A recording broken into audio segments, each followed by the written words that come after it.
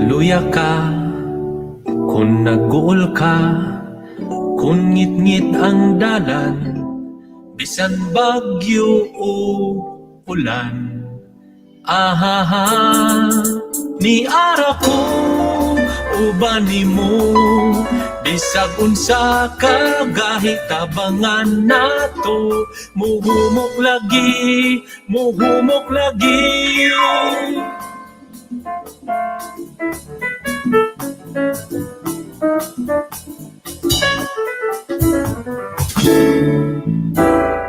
Bisan pagbaha, epidemya pa, kung kapildihon na nahutdan nas iso. Oh, ni ara ko, uban nimo, bisag unsa ka gahitabangan nato, muhumok lagi, muhumok lagi. Ni ara ko, uban nimo, bisag unsa ka gahitabangan nato, muhumok lagi, mahimo tani. Duna ni paagi, kay ni ara ko, kauban nimo.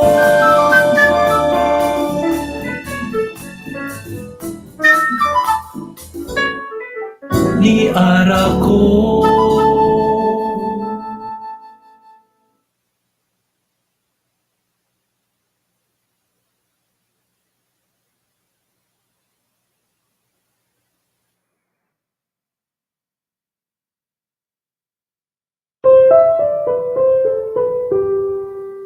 Ayaw kalain konsultihan ti ka, nga para nako, gahi kaayo ka, sama ka bagsik o kagahi sa Galleria Independensya. Murag, hardwood man tingali ka, nga sa imong ka-hard, wa man gyud kunin mo tagda. Maong ang sarok sa asawa ni Humabon, buot na nakong sulubon. Tiaw mo ni atong 1521, si Juana di ay ang pinakagwapa. Sigun kini sa pananaw sa langyaw nga si Pigafetta. Bisang nataliwadan pa siya taplas nga mga dalaga.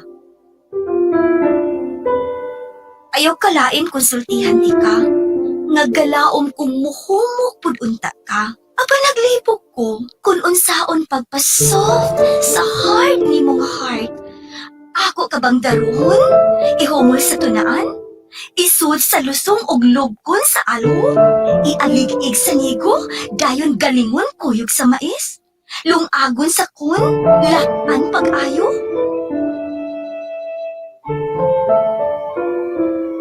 Ayaw kalain konsultihan ti ka, nga nagduda kung dili lang gahi, apan butasab ka. Imo ra gyud gisnabang akong feelings, nga daw nag-awas-awas nga tubig sa banga. Nagpasad sama sa bulawan ug uban pa. Nga gibarter kani atong panahon ni Humabon, kuyog ang puno sa tato ng mga Cebuanon. Ayaw kalain konsultihan ti ka, nga gahi, buta, ug bungol pagyud ka. Kay wa gyud nimo mapaminaw, nga sa matang magtagbo ta, kining dughan ko daw tambol o akong magbuto-buto. Mubagting sama sa tililing sa brass master sa South Cotabato. Mukas ka sama sa kwelda sa higalo nga gikitiw-kitiw sa antik nga mga tudlo. Mutyabaw sama sa kubing nga gitayhok, gihagkan sa ngapil nga nagkibot-kibot. Ayaw kalain konsultihan ti ka. Di lang kagahi, buta o bungol, apan baga pagyud ka.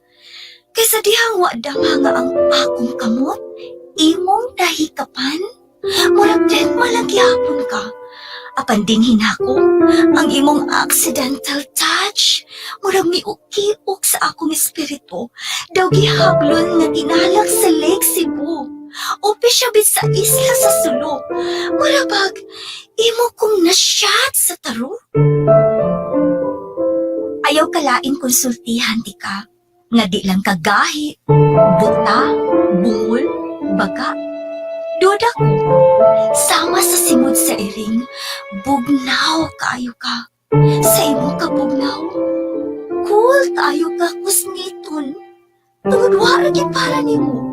Gabisag na ako, gapa sweet-sweet yung ka sa imong amiga. In town, kahapdos sa akong dugan. Murag dami sa eskrimador, gibunal ko nalan. Nang gitusok-tusok sa pangkaw nila pulapo. Gitigba sa hait na pinuti sa katipunero. Gibikas-bikas sa kris ni Leon kilat o sa mga muro. Ayaw kalain konsultihan ni ka. Nataliwa sa imong pagkagahi, kabaga, ka-cold. How I wish nga kung dagunti ka sa atubangan sa mga bayaning revolusyonaryo, ang tanan mong mga apan kay ilupad kuyog sa mga apan-apan. Sama sa mga hero, hunk, ug syofo masad ka, maong sayang kung dili nimo maangguhan. It's your loss. Kung ang lami kung ngalinutuan, dili nimo matilawan. Bisagin sa nga babae, di ka ilisan kaya nga akong bugma. Solid pa sa katipunan. Sorry kaayo kung gisultihan ti ka. Unsa kaagi mo karon na sulayan? Nagkamiton imong ka-bright, kautukan. Abrihon imong mata, dunggan ug dugan. Aron imo kong makuyugan. Subayon ta ang dalan padulong sa kagawasan. Hangtod nga ang imong kasing-kasing, musabay pagtitik ning akong dugan. Dayon, mag-uban ta og hakop sa bulawanong ani. Manglupad uban sa panon sa mga langgam. Likayan, biyaan ang tagkahi o kapugnaw. Gakson ang kahumok sa hangin. Hakan ang kainit sa adlaw.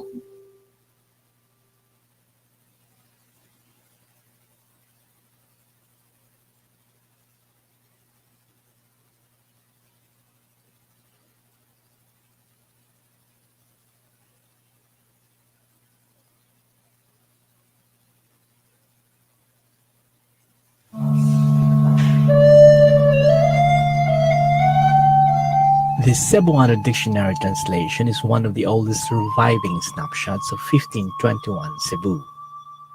Antonio Pigafetta recorded these Cebuano words in his journal documenting his around-the-world expedition, partly along with Ferdinand Magellan, and wrote about it in Italian and French. It was clear that the Cebuano language had been established before they arrived. Most of these words have survived over centuries, despite adverse conditions. So many languages in the world are already extinct. The United Nations Educational, Scientific and Cultural Organization, UNESCO, says languages are threatened by many things including economic, religious, cultural, or educational subjugation. Although the Cebuano language has demonstrated its vitality to survive, like many native languages, it has been perceived as from and of the lower class. There's rarely anyone who plays the main role ng Bisaya. They always have to be the comic relief for some odd reason. A lot of people think that Bisaya are inferior. This face-off video by a YouTube channel, Recreate, captures the sentiment of discrimination felt by many Cebuano speakers, perhaps arising from experiences similar to that of Mabel Sortones, performer of Pamgras, the Cebu Heritage Hotel-initiated community theater, Bagong Teatro Hongkera. Naadyo mga Tagalog nga mang-lockdown sa ron kanang online games, then kasagaran magdawa dara kay daghan man kay mga Tagalog. Makabawgi sila nga Bisaya, kamuha na din na sila, mga Bisaya pala to. Ila kang ingnan nga bano daw ka or banga daw ka muduwa, ana. This ongoing discrimination, according to experts from the United Nations Human Rights Council and the Economic and Social Council, is largely an effect of nation building. In an article published by the Philippine Quarterly of Culture and Society, National artist 𝒍𝒐𝒏𝒅𝒐 pointed out that historical power play stunted the growth of Cebuano, placing it as subordinate to Spanish, English, and Tagalog. This was a real problem for Cebuano language advocate 𝒍𝒐𝒏𝒅𝒐, who tried to formally introduce the study of Cebuano, also known as Bisaya or Sugbuanon, as one of the courses in their family-owned university in the Philippine island Bohol. Nang-apply na ko sa una og kanang Bachelor of Science in Cebuanon Language, major in Cebuanon Language, di mamusugot ang kanang taga CHED o ang kagawaran ng wikang pambansa. Kay ang naa ko no sa balaod Pilipino raman. Di man mahimo. Pero mahimo major in English, may major in Spanish, major in Arabic, pero di mahimo og major in Bisaya. 𝒍𝒐𝒏𝒅𝒐 espouses what he calls as intellectualized Cebuanong Binisaya. He wrote that the use of grammatically correct Cebuano language can eliminate the ambiguities present in its conversational form.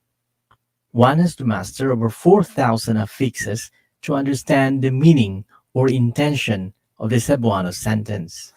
Nakaon ang pan. Gikaon ang pan.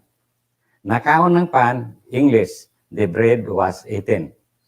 Gikaon ang pan, still the bread was eaten.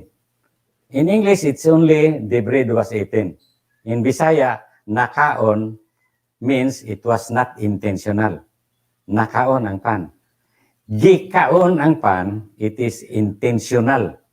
So, in Bisaya, you can speak and give your idea that it was intentionally done by using gikaon ang pan. But in English, the bread was eaten. You do not know the intention. If you want to translate it, the bread was intentionally eaten by the child, which is very cumbersome in English.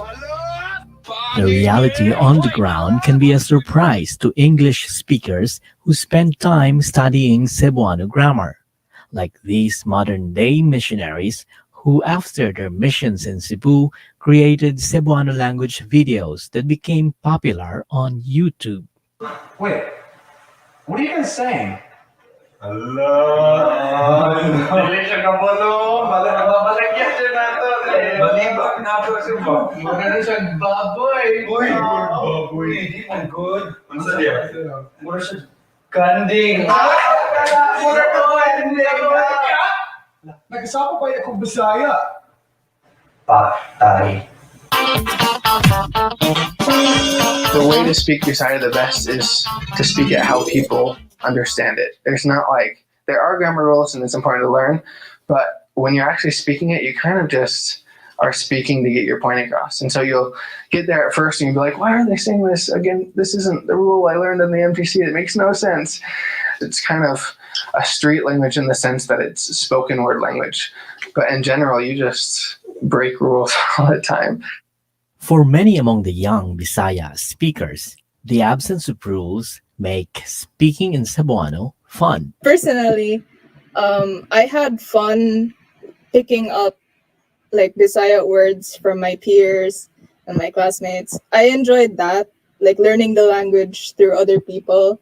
Christine Ann Suban is a student illustrator of the children's book Silion Kilat Ugang Sigbin, published by Palmgrass the Cebu Heritage Hotel. She says many of her classmates learned to speak English well from watching anime and cartoons. Her friends switch back to speaking Cebuano to have fun conversations. To blend in, she has to learn her friends' conversational Cebuano. I wouldn't want Bisaya as a language, like being taught. Learning the rules of something makes it, less fun in a way. So yeah, it would be nice to have a subject teaching Cebuano, but personally, I wouldn't. Conversational Cebuano is simplified, with vocabulary and grammar elements coming from English, Spanish, and Tagalog. Rather than promoting the language as a medium for intellectual exchanges, 𝒍𝒐𝒏𝒅𝒐 laments that conversational Cebuano has been used instead in the school as a mother tongue-based instruction. So, ang aton ta nga magtuon ta sa atong kaugalingong language so that we can think and develop or create new things according to our thinking. Tirol thinks that the more precise Cebuano language, or as he says, intellectualized Cebuano language, can then promote the neglected local knowledge in areas like homegrown medicinal plants or science, literature, and traditions. Our Bisayan language is very high level already. You can translate the Bible into Bisaya. All the mathematics are there. We can count already from 0 to billion. We can discuss about the heavenly bodies. We have the name of the planets. We have the zodiac sign. You can discuss it in Bisaya. But the problem there is that we do not study it in school. And why we do not study our own language is the problem.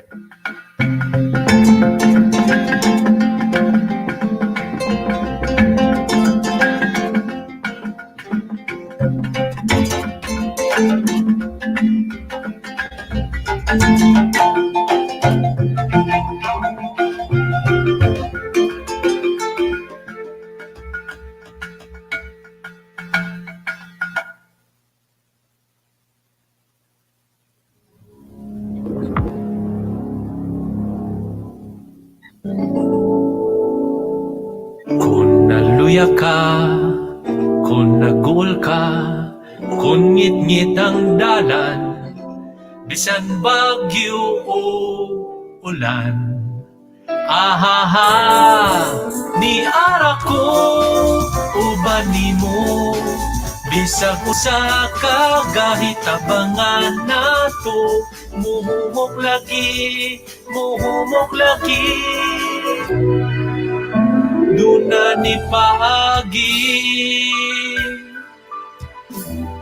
kay ni ara ko kauban nimo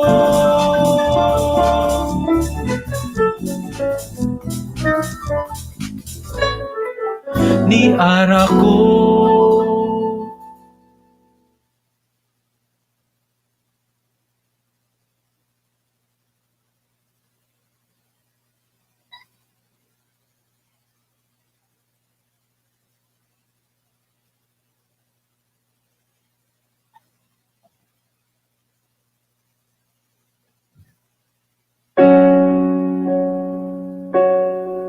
Mga saata bituon sa langit,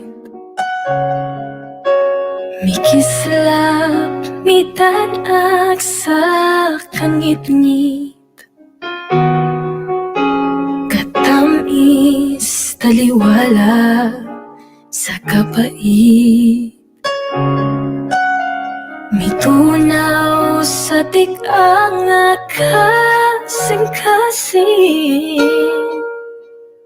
nanumpata kung kuyog tang tuhan, gugmang gamhanan makahimo sa tanan, misata kung kitang duha kauban, malakas na tuwang iyong kadagatahan, mapatag ang hapok na kabukiran, mausapan lang sa kalibutan, hangtod kano sa matahon, kining akong dughan. Ang akong kamot imong gihawiran, dungan natong bag-o ng kalibutan, punon sa kahoy ang napuunasan, bulakon ang nalayang tanaman. Misatan kung kitang duha kauban, malatas na to ang layong kadagatan. Mapatag ang hapong nakabukiran, mausap ang naw sa kalibutan, hangtod kanu sa matahong. Kining akong duhan, di banos ang katugnaw, di maantos, at lamisalok sa imong paglakaw. Magwasak pa hangtod sa hangtod, sa kahangturan.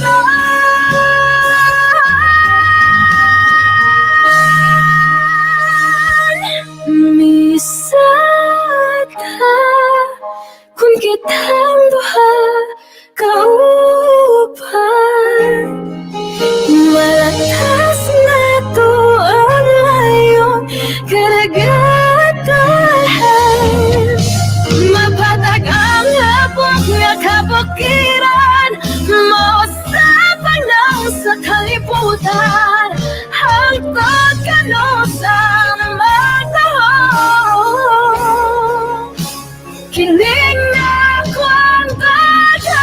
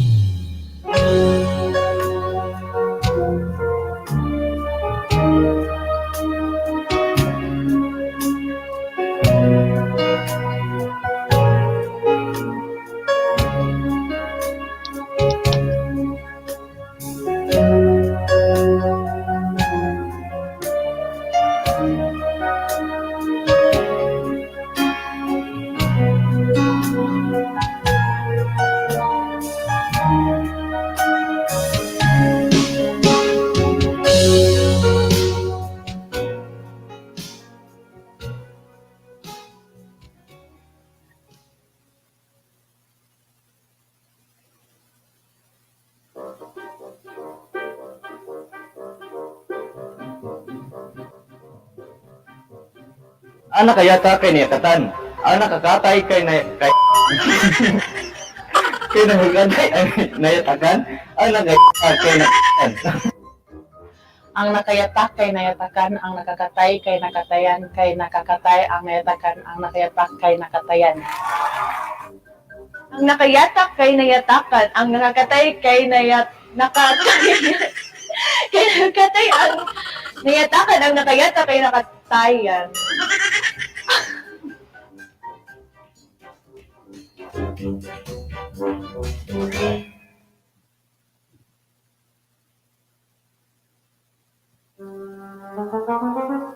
Ada ako.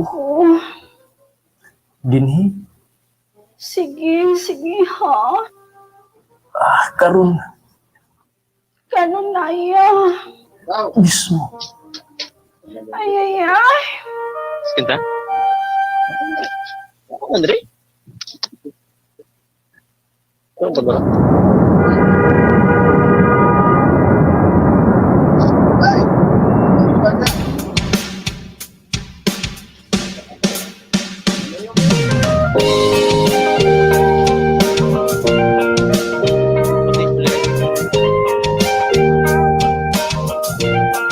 Yeah.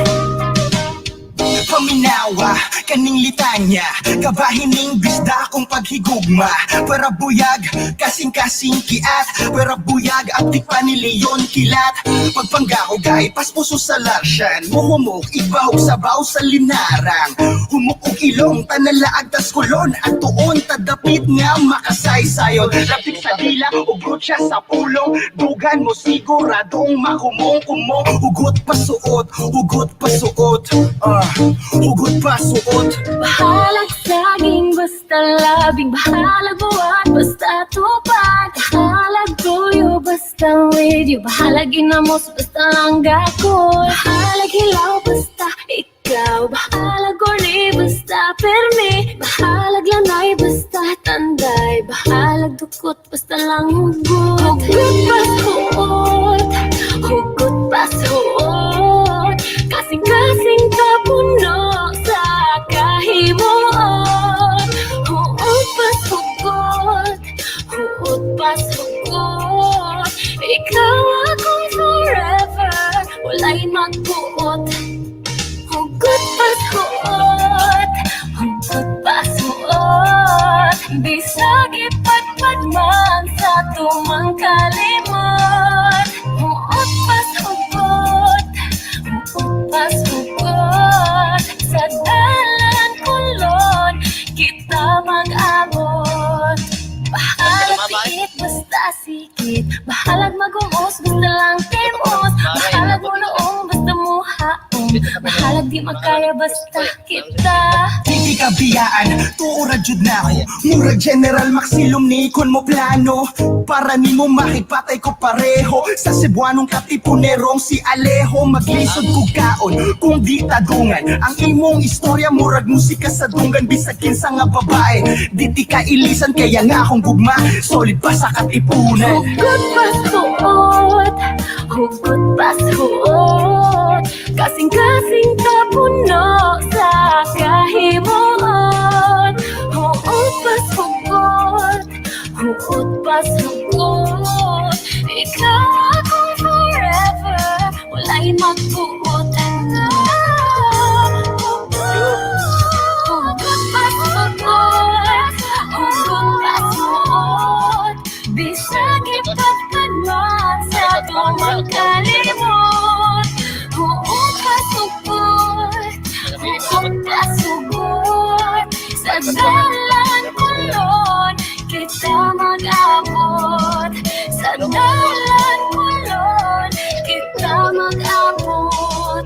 Sa dalan kulon bayang sabot. Hinay lang. Buhok mo naman.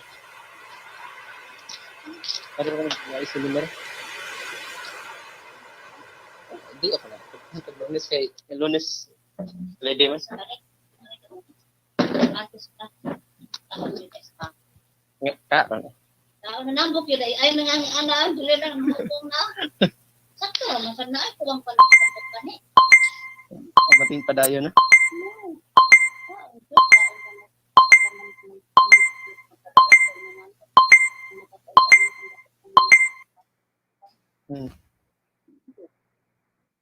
PAMGRAS, the Cebu Heritage Hotel, the National Historical Commission of the Philippines, the National Quincentennial Committee, Ludabi Sanga sa Cebu, the University of San Carlos Palabra, the Cebu Normal University Language Department, the University of San Carlos Linguistics, the University of Cebu Linguistics, the Cebu Institute of Technology University Linguistics Department, Hambin, Hamiling Binilin, Anwila, Women in Literary Arts in Cebu, present to you this morning an event to celebrate the buwan ng wikang pambansa, Surat, Bisayan words and writing 500 years ago. Maayong buntag sa tanan, maayong buntag to our participants on Facebook Live and those who are here. May we request our contestants in our Surat Binisaya writing contest to please turn off your mic as of now because you are heard over Facebook Live. So we request everyone, those at the messenger room for the Surat Binisaya on-the-spot writing contest to please turn off your microphone as of now because we are you can be heard over Facebook Live. So okay na. Okay na. Thank you very much everyone for being with us in this bright this rainy morning here at 𝒣𝒲𝒂𝒏𝒂𝒈. So we are here at the 𝒣𝒐𝒍𝒂𝒏𝒂𝒈 to have a safe and fun and enlightening event today. So this event is timely because this month we are celebrating the buwan ng wikang pambansa. Sa buwan ng wikang pambansa, nagsaulog sabta sa mga lumad nga pinulungan. We are also celebrating the local languages in the buwan ng wikang pambansa. And August is also the history month. So 2021 is a celebration in the Philippines and in Cebu and in the different parts of our country. 2021 is the celebration of the 500 years of the victory at Mactan, the 500 years of the first circumnavigation of the world in which Cebu and the other islands in our archipelago have a part, and the 500 years of the arrival or the introduction of Christianity. So we are also celebrating this August 30, the National Heroes Day, and we celebrate all the we honor all our heroes and even our modern day heroes in this National Heroes Day. And we would like also to speaking of heroes, we would like now to share with you that a few days ago, a descendant of a Cebuano Katipunero died, and he is also a partner of Pamgras in events. He is always with us when we celebrate the Battle of 3 de Abril, the uprising to start the 1898 Cebu Revolution. He is always with us when we celebrate the Pasko sa Kagawasan or the victory of the Cebu Revolution in 1898. And we would like to give a tribute to our Katipuner descendant and our partner in our heritage advocacy, Rex Alinio Fernandez. And we have this video to show as a tribute for him. O Pilipinas, yutang natawhan ning kinabuhi ko, akong itugyan ning kasing-kasing ko, permi lang ka subo kaya atong gobyerno nga dili pa ato. Kinsa ba ka ang di mabalaka? Kinsa ba ka ang walay amor sa patria? Nga wa pa kaangkon sa independensya. tala-tala na mga igsuon, mamauli na kita ngadto sa sudlon, dili kita muner sa mga taong malupigon nga mao'y kabaligya sa atong nasyon. Kinsa ba ka ang dili mapalaka? Kinsa ba ka ang walay amor sa patriya?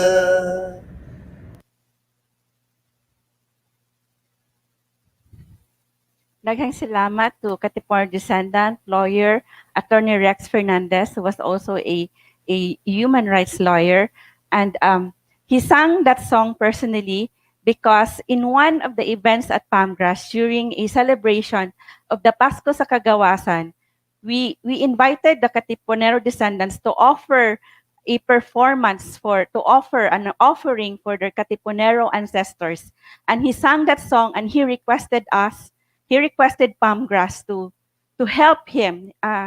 Lawyer Katipuner descendant Rex Alinio Fernandez requested Pamgras to help him keep the song alive because it was composed in 1898 by Cebu Katipuneros and it was taught to them by their great-grandfather, General Potenciano Alinio. So of course it was an honor. It was our pleasure to make that heritage song be known to the younger generations or to the generations of today.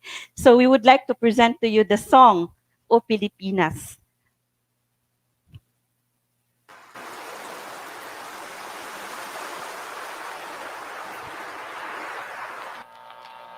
O Pilipinas,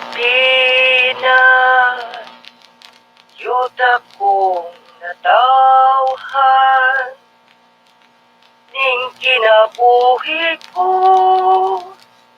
akong itugyan, ning kasing-kasing ko, perme lang kasubo, tungod sa gobyerno, na dili pa ato. Kinsa pa kaha Ini maong awit, nagsugiro sa pakigisod alang sa kagawasan sa atong mga Cebuanong revolusyonaryo. Ang sudlon ang ilang tinago nga kampo, patok sa mga sumasakop nga Katsila o Amerikano. Naginawat ko nga atong mga batan karon, maminaw nini para ilang mangguhan nga ang ilang problema dili lang ilaha, kundi shared na problem kini. Diin ang hinahanglan o shared kakasubaran alang sa kayuhan sa katilimbanong Pilipino.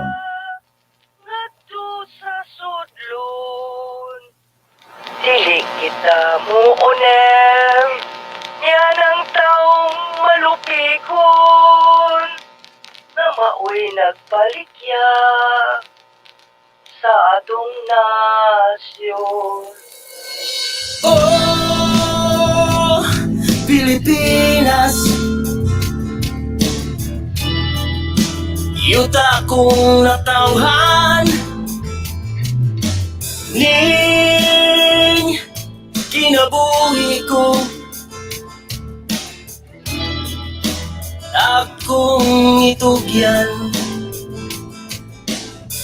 ning kasing-kasing ko pirmi lang gasubo, tungod sa gobyerno nga dili pa ato.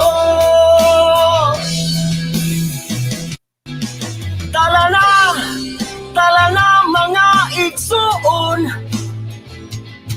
mamauli na kita nga to sa sudlon, dili kita muner sa mga taong malupigon, nga mao'y nagbaligya sa atong nasyon.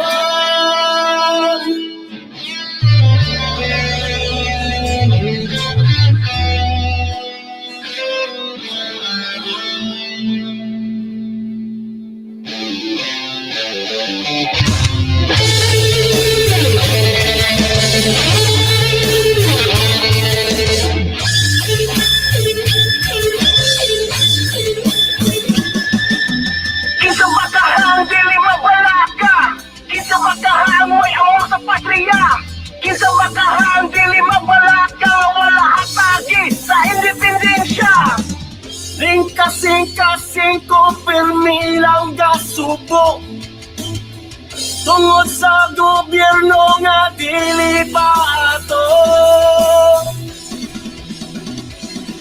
Tala na mga igsuon,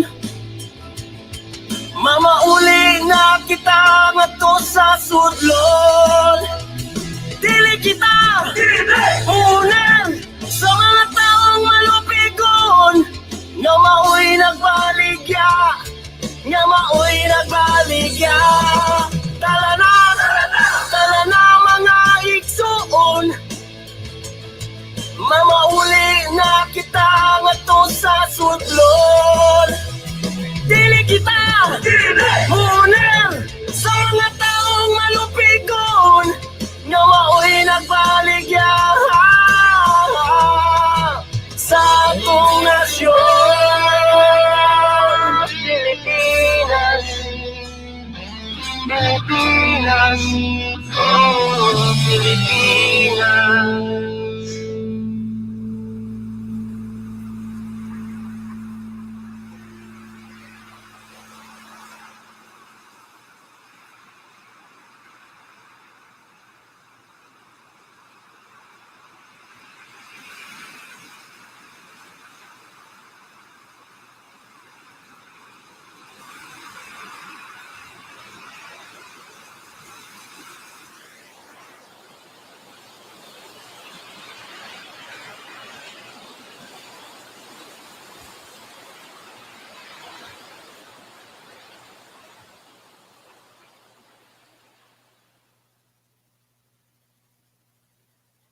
Daghang salamat to Katipunan descendant Rex Alinio Fernandez for trusting 𝒂𝒏𝒅𝒐 𝑠 to produce the modern arrangement of that song.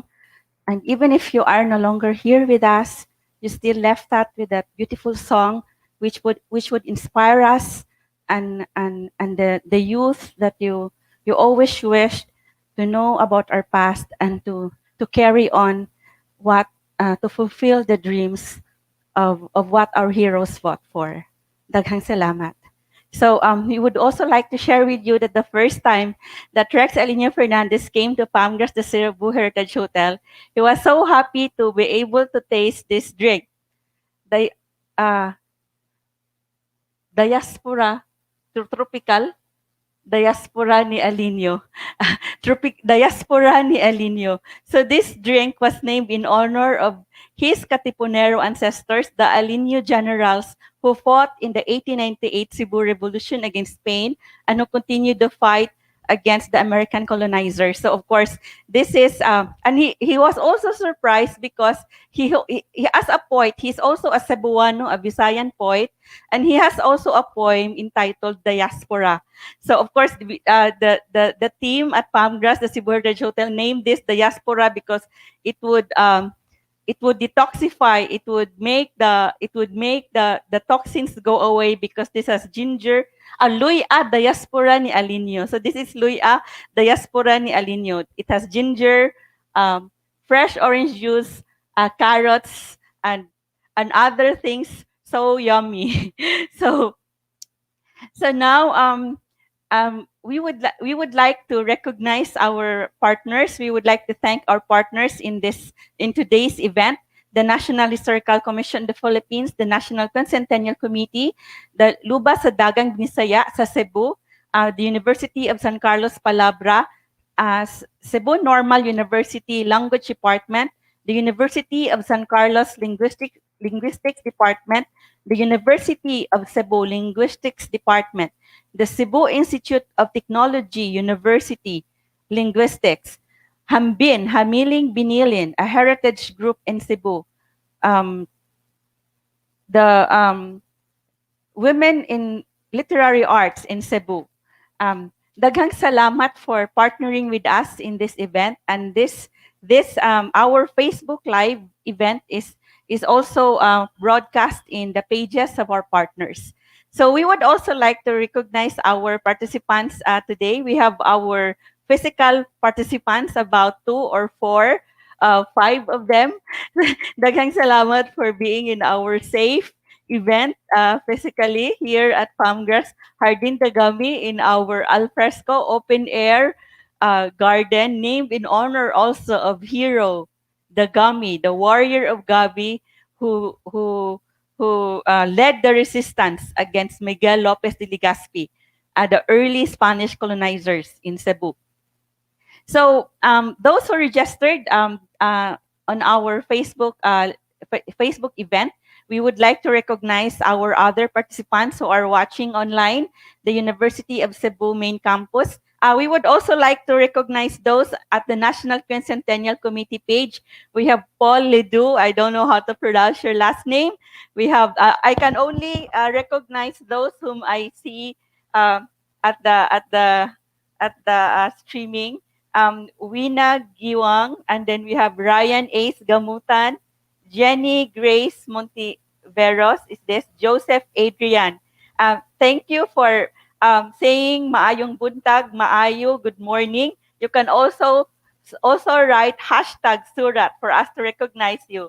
And also at the Palmgrass de Cebu Heritage Hotel page, Miles, maayong buntag, Christine Tan, Miles Di Colongon, Jonathan Erenio, Daniel Nino Paklihan, maayong buntag, Palmgrass, greetings from Mandawi City, Cebu. Maayong buntag sa tanan.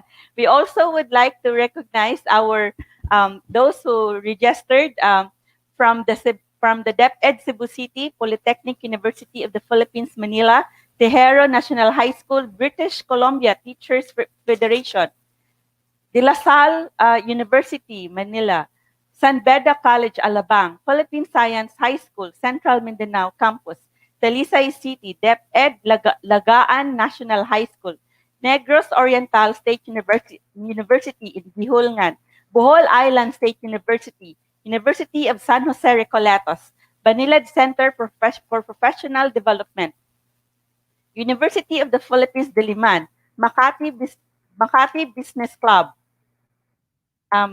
also from Samar State University, from University of Eastern Philippines. Maupay, unsa gani ang waray sa kuan? Maupay na aga. San Mateo Municipal College, Cebu City National Science High School, Cebu Technological University, Green Relief Initiative, from Don Gerardo Lamera Uwano Memorial National High School, West Visayas State University, University of the Philippines, Mindanao, Southwestern University, from FINMA, who is also working at Sykes, History Department, Faculty of Arts and Letters in the University of Santo Tomas, Maayong Buntag, TISA National High School, Christ the King College, from UP Diliman Population Institute, Kabataan San Sidlangan, from Samar National School, University de Mindanao. Taas kaayo, no? Hapit na bahuman. MSU Iligan Institute, Golden Great Peak English Incorporated, Quirino High School, Quezon City University, from Victorino Mapa High School, Jose Maria College of Medicine. So we have doctors also, medical students watching from the Abbas Orchard School, Leyte First District Engineering Office. Welcome to is this from the DPWH, from Colomolok National High School, and also from a heritage, a cultural heritage group in Cebu, Kulturang Sugbuanon, Philippine Christian Gospel School, DepEd Cebu Province, DepEd Salogon High School, from Don Bosco Technical School, Merivit School Education Center, from BTB Bank. This is also from a bank. Arellano University, from Senior Citizen.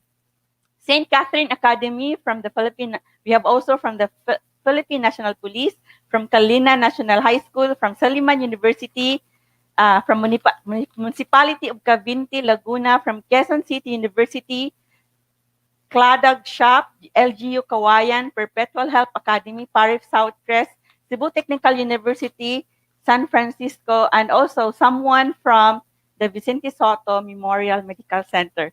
Daghang salamat to everyone. Daghang salamat to those who are watching and to those who are on Facebook Live with us. So to everyone, you can put maayong buntag. You can write hashtag Surat for us to recognize you. So now, di na ta maglangan. So we have this event, Surat, to learn about the Visayan words and the Visayan way of writing 500 years ago. Because how else would we know ourselves? How can we know our identity as Visayans, as Filipinos, if you don't know our past? And this, if we don't know our language and the origin of our language. So now, we would like to present, to introduce to you the our panelists. I know you're very excited, so we would like to introduce to you our panelists and also our reactors this morning. So first, we would like to introduce to you a Visayas historian, and he also is the author of this book, Surat Binisaya, Deciphering Ancient Visayan Writing and Language. And he is also an author of many books in history in the Visayas. And he is also a University of the Philippines professor in the University of the Philippines Manila School of Health Sciences. Please help me welcome our Suki in our 𝒂𝒏𝒂𝒂 webinars and events and cultural heritage events. Please help me welcome Dr. Rolando Borinaga. Maayong buntag ka natang tanan. Good morning. Maayong buntag, Dr. Rolly. We hope that is it also raining there in Tacloban? Na nag-uwan sa diri gamay karon.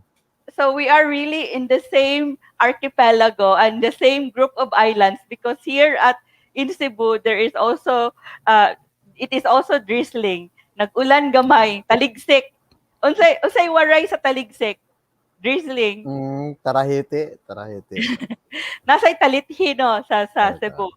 So daghang salamat, Dr. Rolly. We're so happy that you are with us this morning. And now we would also like to introduce as an author, an author of very popular poetry books. He was the author. He is the author of this 5 poetry collections, Dili Tanang Matagak Mahagbong, and he also is the author of Minugbo shorts for the short joyed, and also of Lisay Sabugan. This is a swelling in the loins. Of this book, Panhinungod sa Dihing Tungdan, to whom it may not concern. And this latest book that we launched a week ago, last Saturday, this humorous book of 60 poems, 60 Cebuano poems, Ang Nakayatak kay Nayatakan, who steps upon is stepped upon. So those who were early, you must have heard already the tongue twister challenge of the title of this book. And our author and our speaker, our panelist, is a multi-awarded Cebuano poet. He has won so many awards for his poems. And aside from that, he is a visual journalist by profession, and he has won also over 100 international awards for his visual design. And he currently teaches at the Ohio University, and even if he is in the United States, so he is still able to be with us today. Please help me welcome the multi-awarded, multi-talented Cebuano poet, Adonis Dorado. May buntag, kadagan atong multi og maayong adlaw sa mga nananaw sa laing party sa kalibutan. Karon dire kay gabi na, so 12-hour time difference, so hapit na mag alas 10 sa gabi dire. Adonis, wala sad mag-ulan diha. Is it raining also there? Ganihang buntag. So we are still in one world, the same world and the same globe. Daghang salamat, Adonis. So watch out for Adonis' interaction regarding our topic today.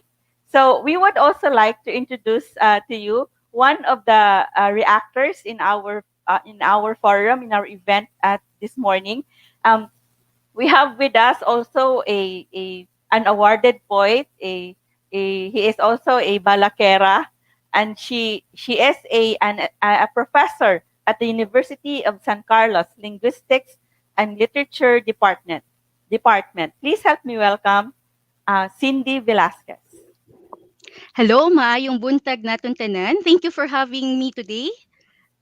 Daghang salamat, Cindy. We're so happy that you're able to join us this morning.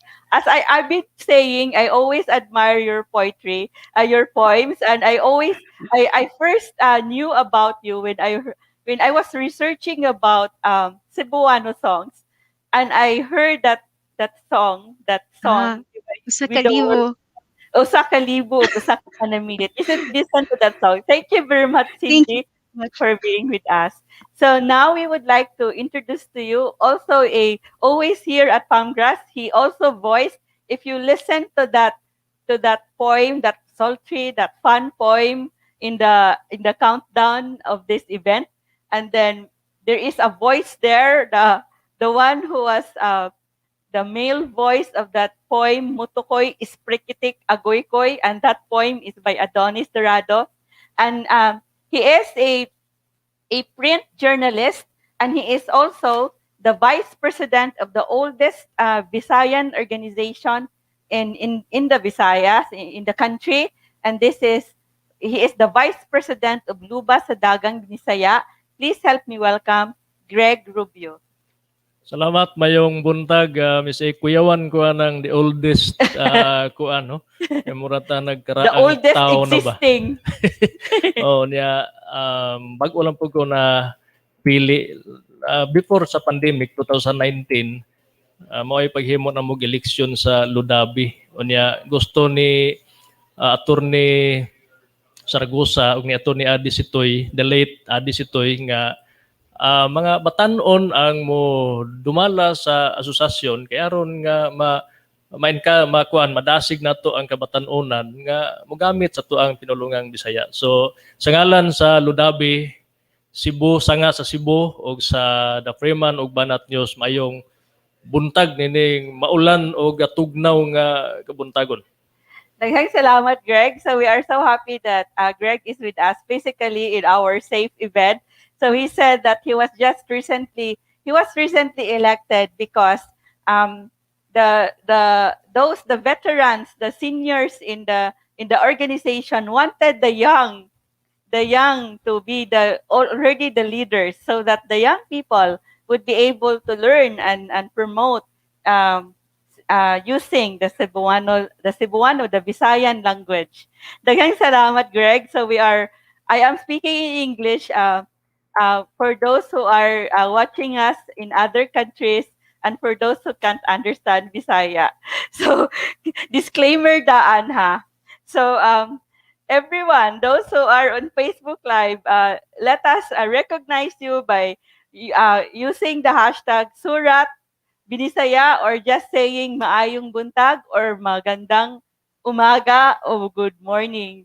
Daghang salamat for those who are watching, and we would like to introduce to you also, because one of the highlights of our event this morning is an on-the-spot contest of how to write Binisaya, Surat Binisaya characters of these Cebuano or Visayan idioms, idiomatic expressions. So we have with us on messenger online with us we have contestants for our Surat on the spot writing contest we have from all over the Visayas, and do we have Mindanao contestants? Visayas lang. So we have Nemesio Baldero from 𝒂𝒏𝒂𝒈𝒂 Literary Organization. We have Mark Alden Arsenal from Vicente Soto Memorial Medical Center. We have Bea Lastimosa from the University of San Carlos. We have Riley Iris Tabia from Cebu City. We have Alvin Dave Binsig, also of Cebu City, from Kulturang Sugbuanon. Maki Civiliana from Kulturang Sugbuanon. So you can't see them because they have turned off their camera. Are their cameras turned off? Are they already around? Are you already awake to join our? Are you already awake to join our contest? But then it would still be in an hour or so. So we have also Johnny Lee, Anthony Vilonta from Silliman University, John Paul Borja of Boyong Elementary School. Asan yung Boyong? Asan eh? Asan yung Boyong Elementary School? We have Christopher Garcia from the LGU of Cabuyao. And then we also have, so mauna sila. So those are our contestants for our on the spot Surat Binisaya writing contest. So they will be writing in Surat Binisaya characters the idiomatic expressions that we will give them on the spot in a while. So watch out for it. This would be fun. So the one who would win, of course, exciting prizes, and also watch out for our trivia quiz with prizes where you will be able to win an overnight stay at a room for hero at the only heritage hotel in Cebu. So of course there are other prizes for those who would join our trivia quiz. So now, because you are already di na ta maglangan, so we will already start with our panel discussion.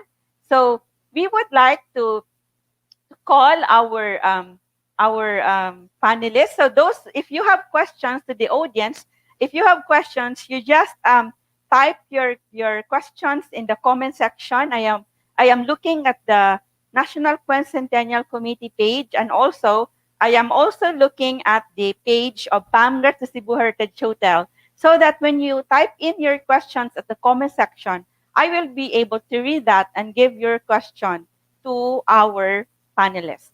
So now we have our Visayas historian who is also the author of this very enlightening book, Surat Binisaya, Deciphering Ancient Visayan Writing and Language.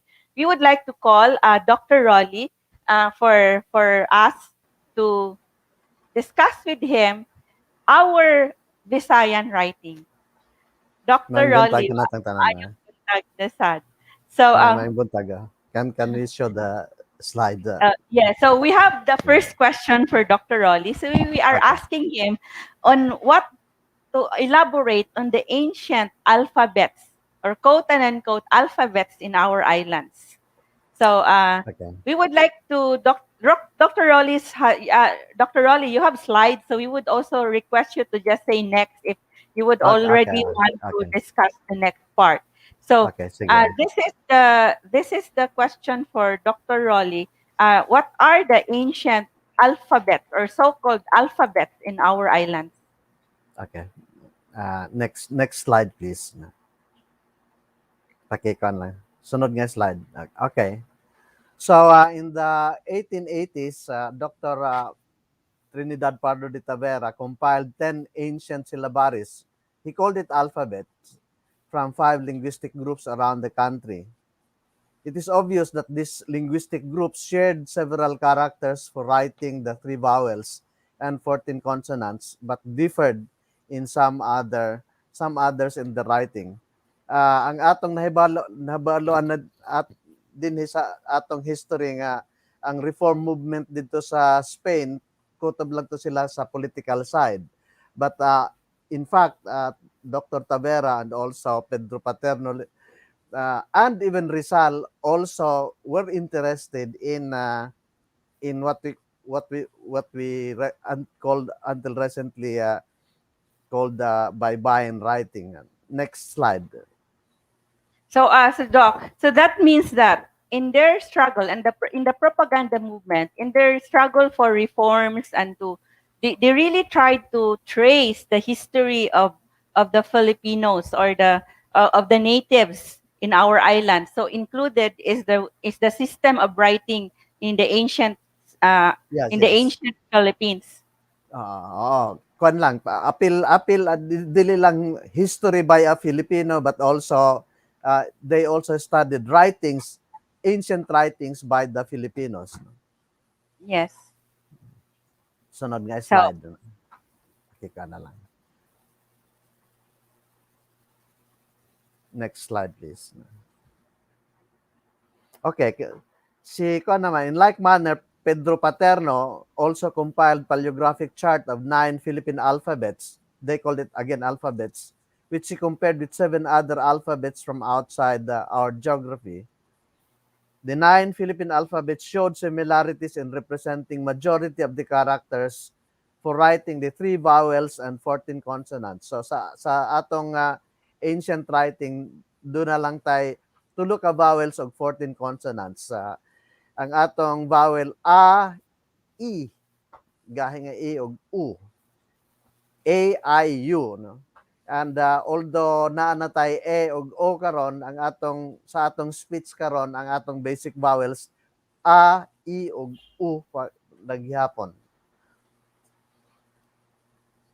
Sige. Next. Next slide na. Next na. Okay, but actually alphabet or alphabet is a misnomer. What we had in fact was a syllabary, defined as a set of written characters representing syllables and serving the purpose of an alphabet. So, na-clarify na nga dili ang atong kuan alphabet. What we had was actually a syllabary. So these are so Pedro Paterno was also a Katipunero also. He was was he a Katipunero? He was of the La Liga Filipina. He was also a Katipunero. And then we ask you, Dr. Rolly, regarding Alibata. So those are not really alphabets. What's the difference between alphabets and Salibari? And then we would also like you to explain what is Alibata, Baybayin, and the artifacts that contain the Baybayin. Okay, sunod nga slide, please. Mm. Okay, so from Alibata to Baybayin, ano? So they did not have during the reform movement and until in fact the early century, last century, they did not have a fixed term for unsa bang atong ancient writing. How do we call them? Kasi wala pa to nanggawas to mga ancient dictionary, no? So somebody, a Filipino pensionado scholar in the US, introduced the term. It's a new term, Alibata, because he thought that this looked like our characters, ancient characters, look like Arabic, and the words there are alif and bata and something like that. But in recent years, when the Spanish dictionaries came forth, they had actually, there's a word there, baybayin equals ABC. So in fact, in the ancient Tagalog dictionary, San Buenaventura, published in 1613, there is a word there for our what we call native alphabet, baybayin. So that's why from Alibata, nahimo ng baybayin. Now, in recent years, 2016, a colleague of mine presented a paper on the Santo Tomas Baybayin documents, and then he actually challenged people from other linguistic groups. Why don't you go find the word in your language for baybayin? That was when I basically discovered the word Surat. But anyway, next slide. Anyway, when we studied our ancient writing, we have to reckon with the Kalatagan Pat, which is considered the oldest artifact with Baybayin or Surat writing that had surfaced in the country in 1958. Now, previously, what our scholars had discovered were what we call the ancient alphabets recorded by the chroniclers, arranged in ABCD fashion. But in 1958, Kalatagan Pat was discovered, And for 50 years, people could not figure out what was written on them. But anyway, I deciphered its ancient writing in 2008, some May 50 you years. explain to us where was the Kalatagan pot found? Okay. The Kalatagan pot was found in an excavation ground in Batangas.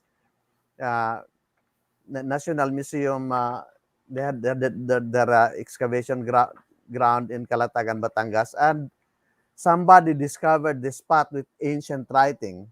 Now, for many others, at least five others known, including Guillermo Tolentino and so many others, tried to decipher that. They could decipher certain characters, but not all. But anyway, when I tried it in 2008, 50 years later, I discovered that in fact the others could not understand it very well because the language used was in fact Binisaya. And the Kalatagan Pat also presents something that parang when it was inscribed, dili pa kaayo kompleto ang characters, plus napay different shape. No, the characters for ma and da and ra were differently positioned at the time. No? And the nga character was solicited by national artist Guillermo Tolentino by Science, nag-spirit abdigla siguro, but it was deemed scientifically unacceptable, not deemed scientifically acceptable. No? So then, next slide. No? So this is the Tagalog ABC. Now the thing there is that although in the Kalatagan Pat, the language of Binisaya, but the first actually published as a book that contained our ancient writing was the Doctrina Christiana, the first book in the Philippines published in 1593, and it contained the Doctrina Christiana concepts in Spanish and in Romanized Tagalog, and also in what now we call Baybayin. And a phrase there, LABC in Lingua Tagala, was carried until our present day as representing the fact that this was in fact the Tagalog alphabet. So I have studied this. The sequential arrangement of the characters and the list was apparently based on the evolution and consensus building over decades or centuries on how the characters would look like. For example, it can be inferred that the characters for nga and wa were the last two characters to be introduced, and that some previous characters were reshaped and repositioned over a period of 2 centuries. So if you notice here, in the Kalatagan Pat, the shape of the da-ra character was inverted. Do we go to the next vertically. slide, Doc? Do we Yeah, go same to the slide. next slide? Same slide. And this shows the character wa, which was actually the last character to be this was the last character to be introduced into our ancient syllabary, making it 3 vowels and 14 consonants. Next slide. So, okay, these are now the Roman equivalents of the Baybayin characters. This is contained in the book by William Henry Scott, the 13 characters and the 14 consonants, but arranged in ABC fashion.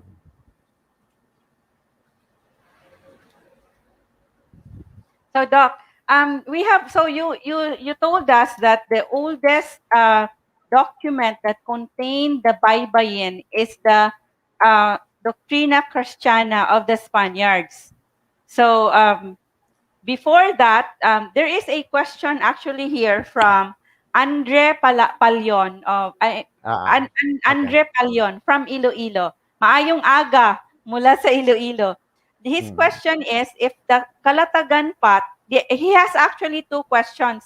One is, if we have an ancient writing numbers, ancient ancient numbers or writing of the of numbers, and then also his second question is, if the Kalatagan pot is the oldest, how about the Butuan ivory seal in 1100s? Andre, does that contain any writing? Does the ivory seal? Do you know that, Doc Rolly? Yes. Botswana ivory seal has two characters. Ba, actually ba at wa. Ba and wa, which is actually the wa that we have now in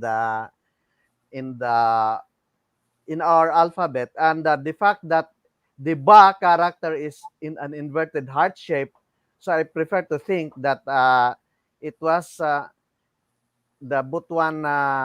Botswana thing came a bit later, or at least around the time that murag nauna ang Kalatagan pot. So Because Andre, the ba, yes. And okay. Sige, Doc. Unsa ta ang primero nga question? Ang question mo gud niya kay, di ba, you discussed that the Kalatagan pot was the oldest for the baybayin, supposedly considered as the oldest baybayin artifact. But actually, you said that the Kalatagan pot does not contain Tagalog baybayin, but it contains Binisaya. It's actually Binisaya ang Kalatagan pot na. Plus ang numbers murag walay numbers, walay numerics ang atong ancient writing. Yes. Lang kanang syllabary lang gyud na. Sige. Thank you very much, Andre, for your question. And there is also a comment here from Amante de Vinagracia. Kung politik gyud ang tuyo sa mga katsila, nganong kabaluman magkinatsila among lulo? So if politics was the objective or the motive of the goal of the Spaniards, why is it that his ancestors were able to speak Spanish? It is a comment. It is not a question. So, thanks to Lumaas Audit Iroles in the NQC page, and Lani, Mina, Ikamin for watching. And then, so now we have another question for Dr. Rolly, and this is regarding to elaborate more on the ancient Visayan writing. So, Surat. Okay, please, next slide. So anyway, during the evolution of our syllabary, we had actually had our own at least recorded by three priests in the past. The first was by Father 𝒍𝒂𝒏𝒅𝒐, who was assigned in Carigara, Leyte. He actually had recorded Bisayan, ancient Bisayan syllabary, which was actually there are some characters that differed from that of the Tagalog. So, for instance, the ba character is not an inverted heart shape yet. It was actually just a plain letter O. That was the ancient Bisayan ba character, which is actually reflected, written, as I will show you later. The ba in the Limasawa pot was round, not heart shape. So Father 𝒍𝒂𝒏𝒅𝒐 had recorded. Father Alcina also had recorded in northern Samar an ancient syllabary that was qualitatively different from in many characters from that of the others. And then Father 𝒍𝒂𝒏𝒅𝒂 and also Father So what year was that, Doc? What year was that? Father Alcina was 1668. Father 𝒍𝒂𝒏𝒅𝒂 was in around 1663, and Father Delgado recorded this in 1751. So it seems these were part of the evolutionary developments, part of this syllabaries, or part of the evolutionary development that eventually became the what we call Tagalog syllabary when it was used for the publication of the Doctrina Christiana.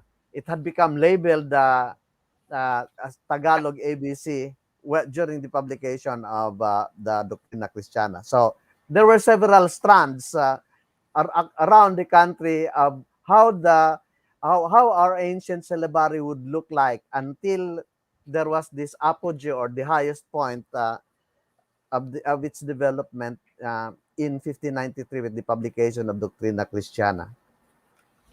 So, what year was the Doctrina Christiana, Professor? 1593. It was published 1593. 1593.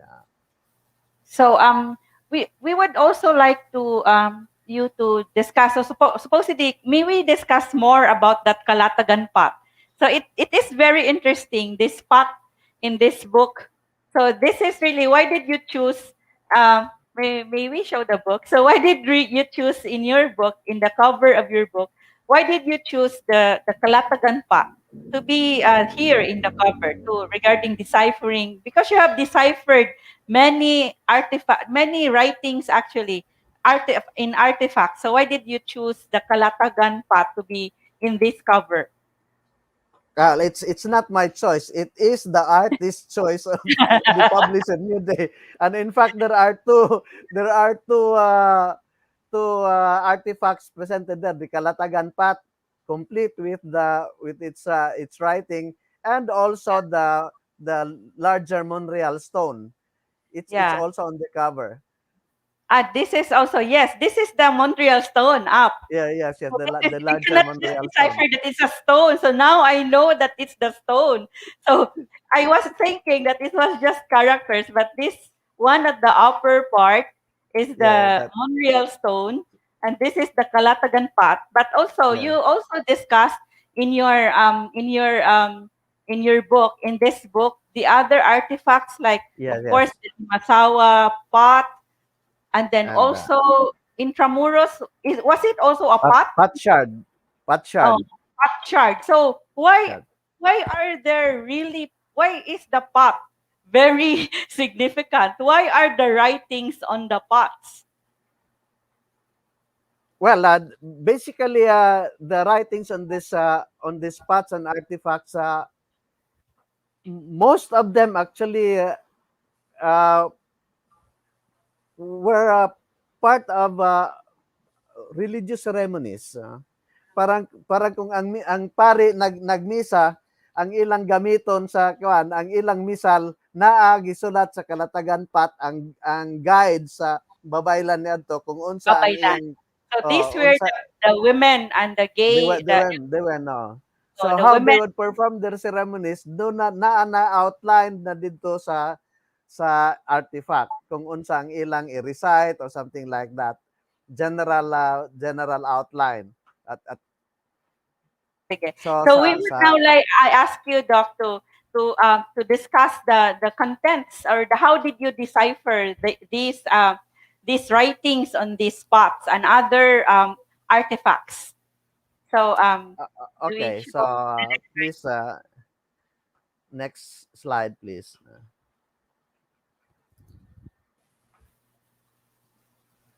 Next slide. Doc, have you already discussed how did you decipher would this be discussed here, the Kalatagan pot? What were the words there? And then how did you decipher it? Okay. I-appeal Okay. na to. Sige. Muraga earlier pa. Earlier.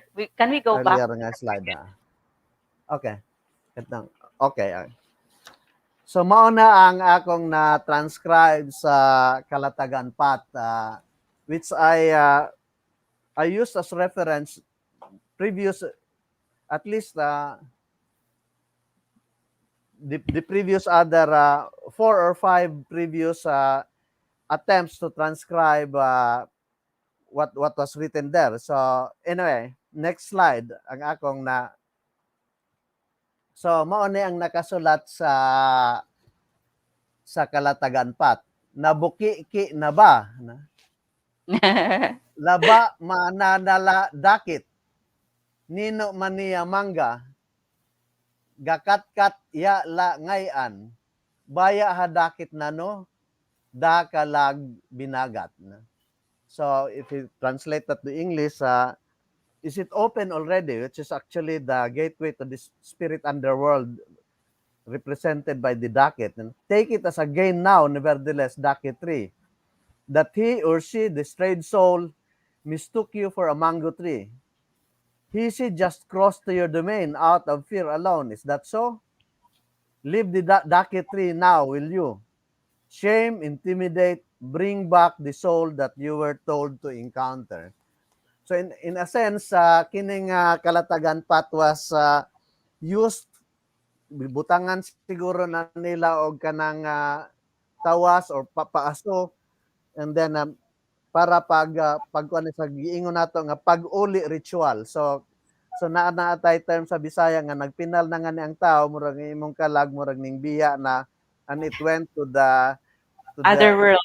To the other world. But to the ang atong mga karaan, kung other world na nga ni ka, murag ningadto ka na sa ang imong gateway ang dakit. So ang babaylan niadto ang babaylan niadto, yes, ilang gisugo ang babaylan na ato siya gi-recruit nga umalagad spirit soul to retrieve the soul of this kung kinsa to nagbayad sa pagpa-retrieve nga go inside, kung naabli na, nabuki na ba ang pultahan, go inside and bring back that soul to the owner's body. So pag-uli ritual, mauna ang function nga akong na-interpret sa kalatagan pat. So this is, for example, there's an illness, professor.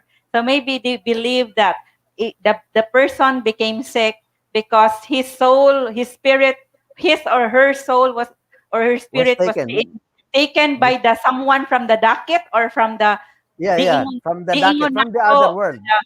The fairies or the enchanted people took away the spirit, the soul of that person. That's why they would the babaylan would pray, have a ritual for the body, so that the soul would be brought back to the body. So they are so maybe this path was being brought to that dakit tree. Yes, and they ilang gisayaw-sayawan na nila, ilang they will dance, they will do anything, perform ritual. Can we do that to the sick now? Joke. This is just a joke.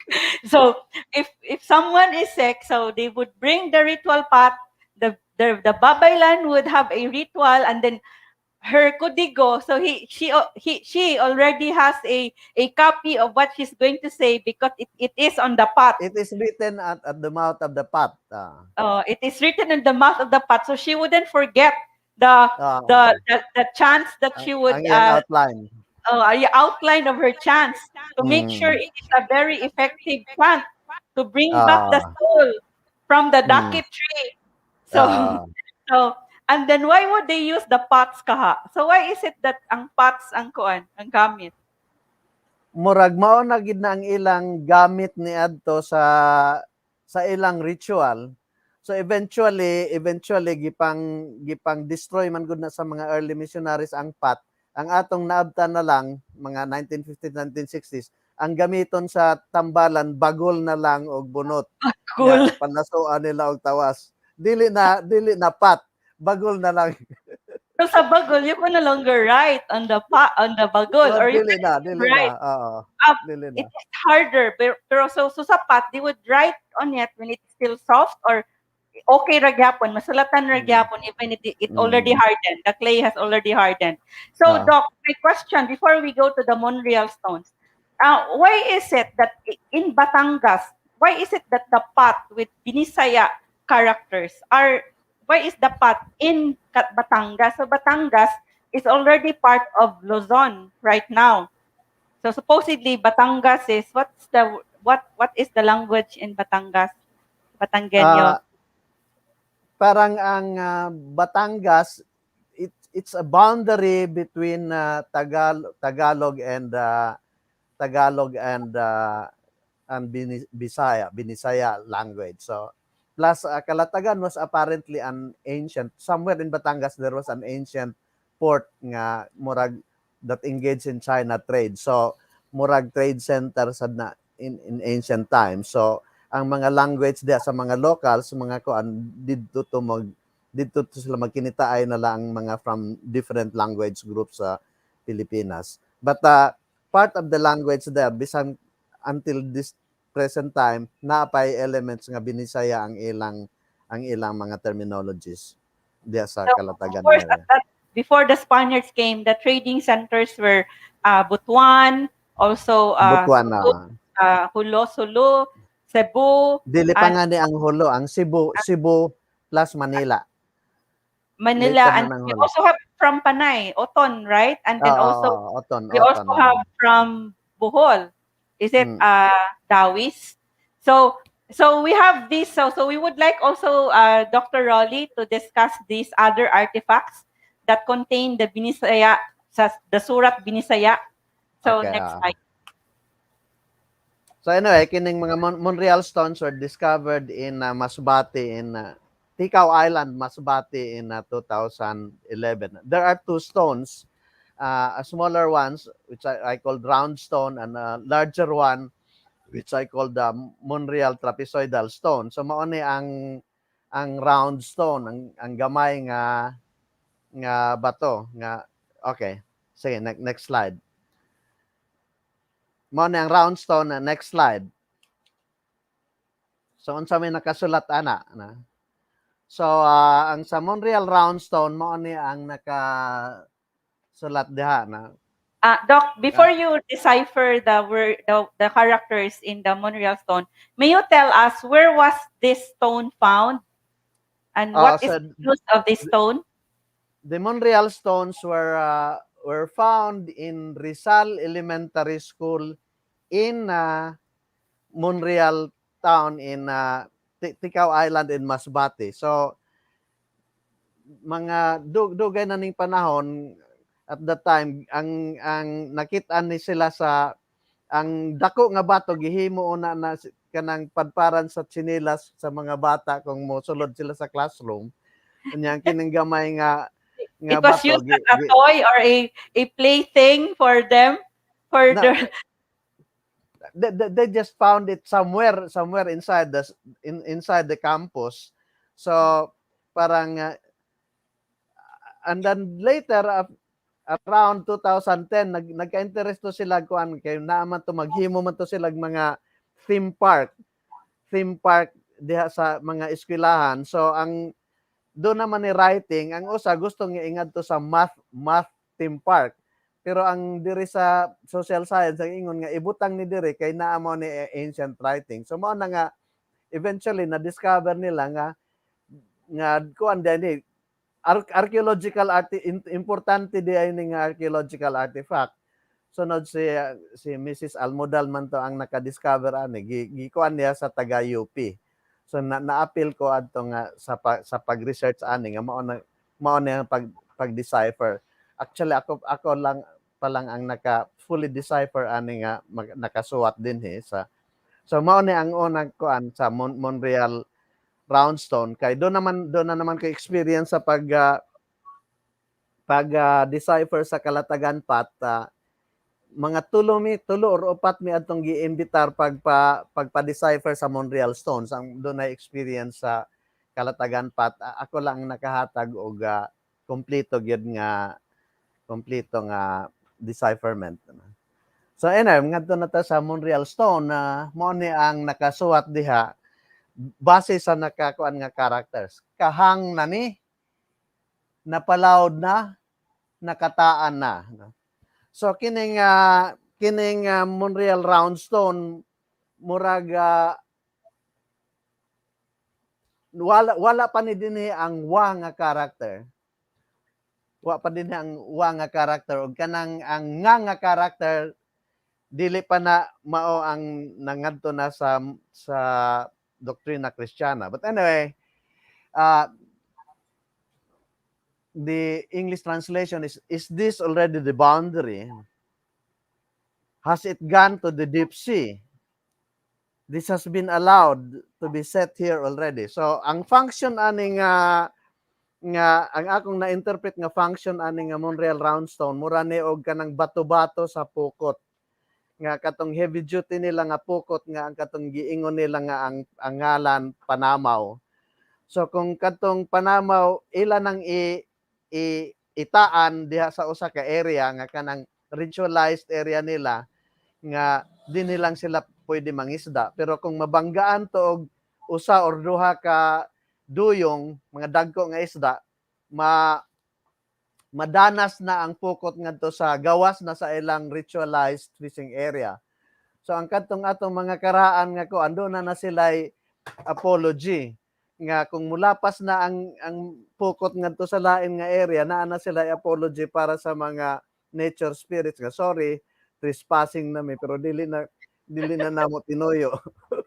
So they already have protected areas at that time, Doc, like maritime protected areas by the spirit.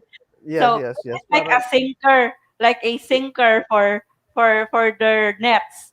So for their nets, Yeah, plus so kung mulapas na sila sa ilang ritualized fishing areas na pud sila apology nga another ritual. So they put a boundaries, a stone. So in their nets, they already have a stone with the doon na sila apology note sa net kung mulapas na ang gibutangan nila sa ilang net. Karon na nga tabi. So in the past they tabi, write. So in the past, words are not enough, like verbal words of saying tabi was not enough. They had to write it. But maybe they also had a ritual with this. Maybe they also had a ritual with this with the babaylan while they were inscribing or they were putting they were inscribing the characters on the stone. Most likely. So they also have a ritual for the stones, for the areas, the sacred areas, or where they are not allowed to fish. So how did we know that in that area they are not allowed? So right now, in the protected areas in the sea, you would see, of course, markers, and then in the past that would be they also have markers like stones. Yes. Parang they have ritualized markers nga kutob ka lang dinha. Pero kung mulapas na sila kuan muraga pangtabi. So would you also discuss the intramural? What is the next slide? Is it that did you also discuss ang dako nga Montreal Stone? Yes. So this is the same. It's also Montreal gihapon, no. That's it. Okay. Ang dako na ning bato. Ang dako na dili na ni ang gamay. So next slide para sa kuan. So mao ni ang nakasulat nga akong na-decipher sa mga characters nga gitago sa usa nako nga unsa man ang kanane. Anata, mga old words ni, ugat, bata, halana, ditaan na ba? Ihalad. Haka sa sagana bahaya na. Hataan na nga ihalad. Nangilawd taak na la sa kalag nga maangga. So in English, spread it out. Tis the nature spirit child. Come on now. Have you put dita on it? Offer it. Fear of the roaring sea should mean reinforced nets or boats now. Allow it to be offered then. Those who had gone to the deep sea, nangilawd, get lost. Taak now. Na? From the soul that tends to beg your confidence. So this is really more of a ritual para sa mga for the protection of fishing nets and fishing paraphernalia during inclement weather. So makita na dito sa masbati nga. So what is the dita, Professor? Dita is murag nakakita nako aning dita mao ni ang ilang gamiton ni adto sa para pagpaaso. So ang atong gigamit modern sense, ang atong gamiton bunot na lang na butangan og tawas basin muaso ang kadtong kuha nato sa atong mga bata og kanang sa waray ng mga paluonan o palina. So ang ilang gamiton ni adto dita dili bunot. So Dita the offering is dita. So, medicinal plant pod ni ang medicinal leaf pod ni ang dita, murag pang diarrhea pod na nga leaf kaniyang. So do you still have other artifacts to show, like did you include Professor the Limasawa pot? Is it here? Oo, na ang Limasawa pot.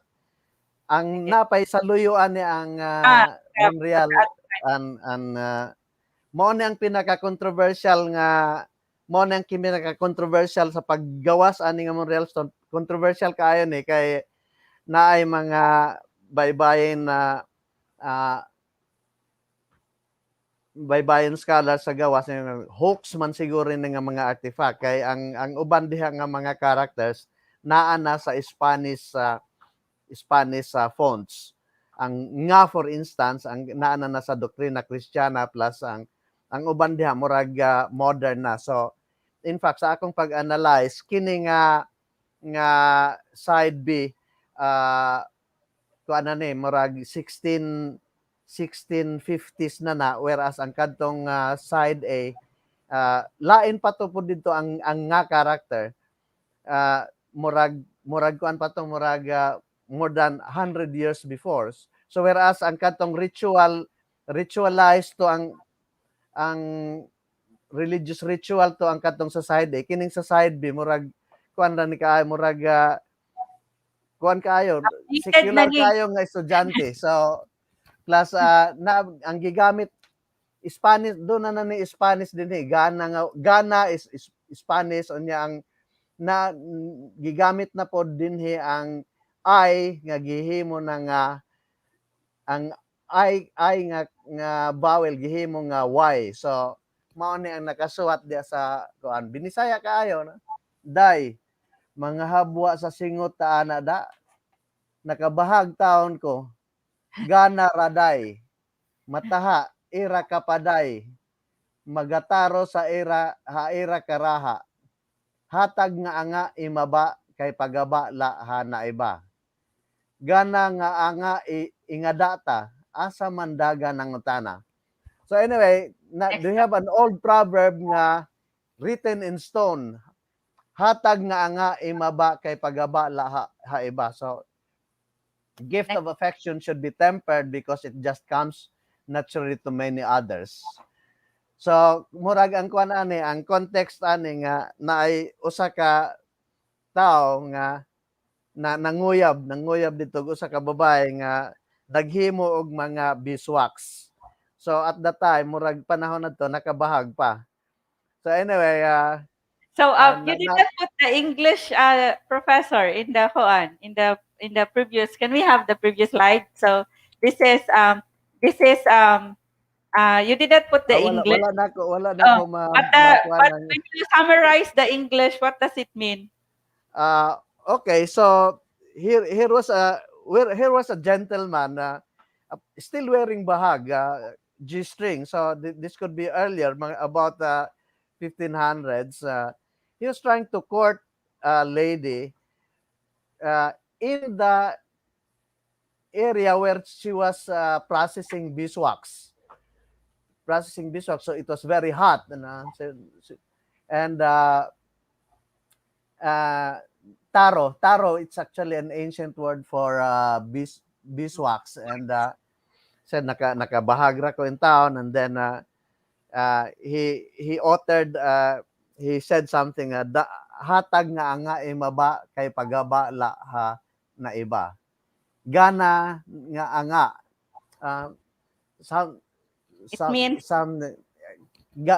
gana it's basically my own affection I would like to convey to you. But anyway, the lady walked out on him. Asa no tong dagan ng utana. Very sad. The love letter was on stone and then the girl walked out. So, O, gi-ignore di lang ba? siya. So, Gi-ignore. wala siya. Funny siya sa the boy who wrote his love letter on stone, So, gi-ignore lang, wala gipili. Unsa kanina nga kanta karon? Nagpaubaya na lang siya. anyway, gisuwat niya sa bato ang iyang experience. Sulat sa bato ang iyang kuan, ang iyang love, Disappointment, ano? ang iyang disappointment.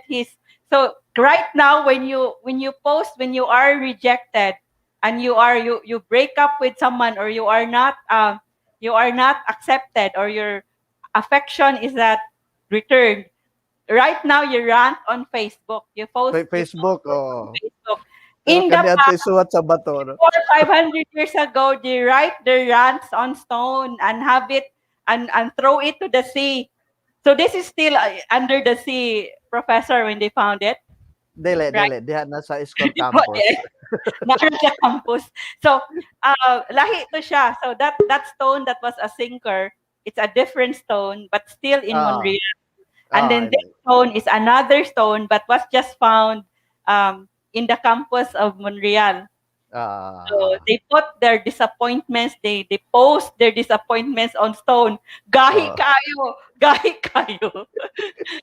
So now we would like to ask you about the Limasawa pot. Okay. So next slide na.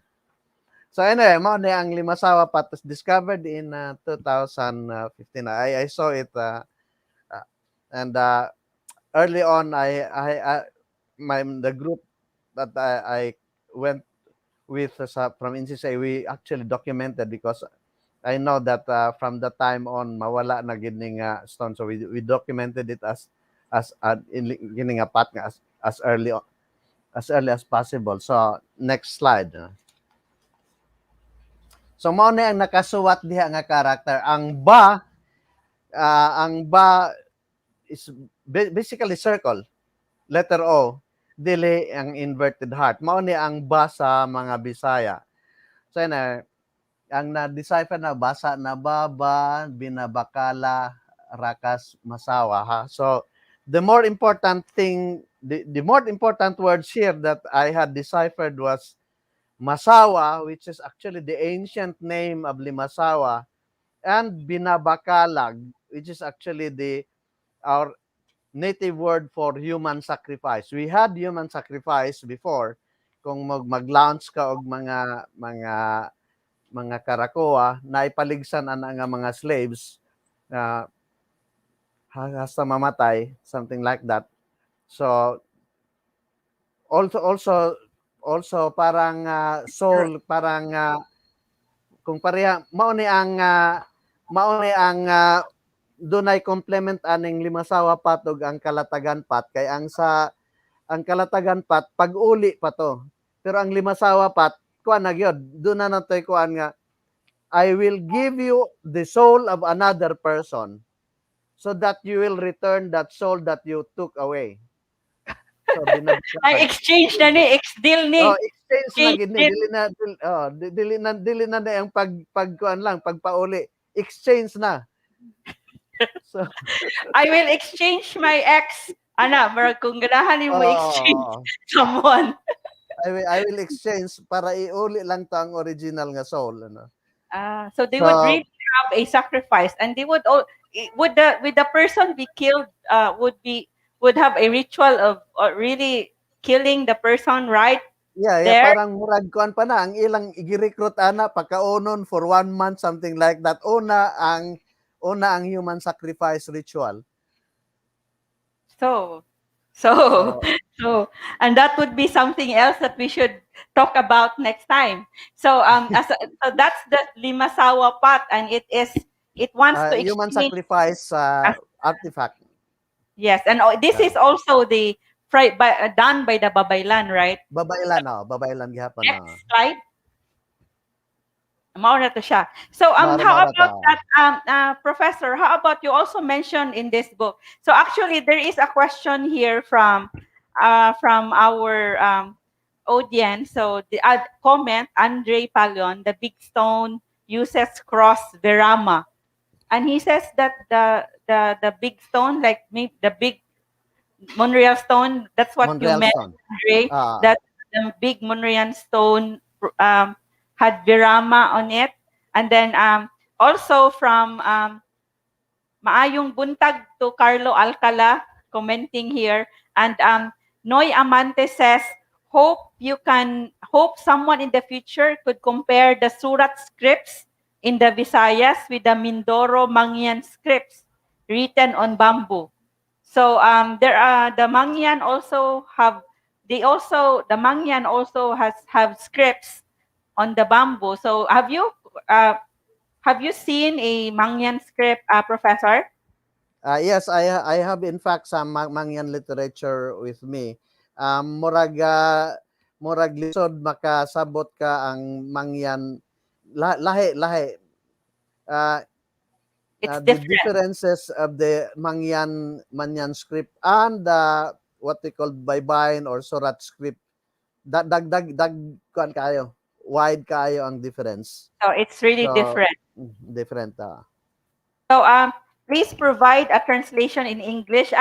Professor, they are nasa libro. requesting you to speak in English because sometimes I actually try to translate what Professor Rolly said because Okay, not sige. everyone here. Arts, we recognize your request.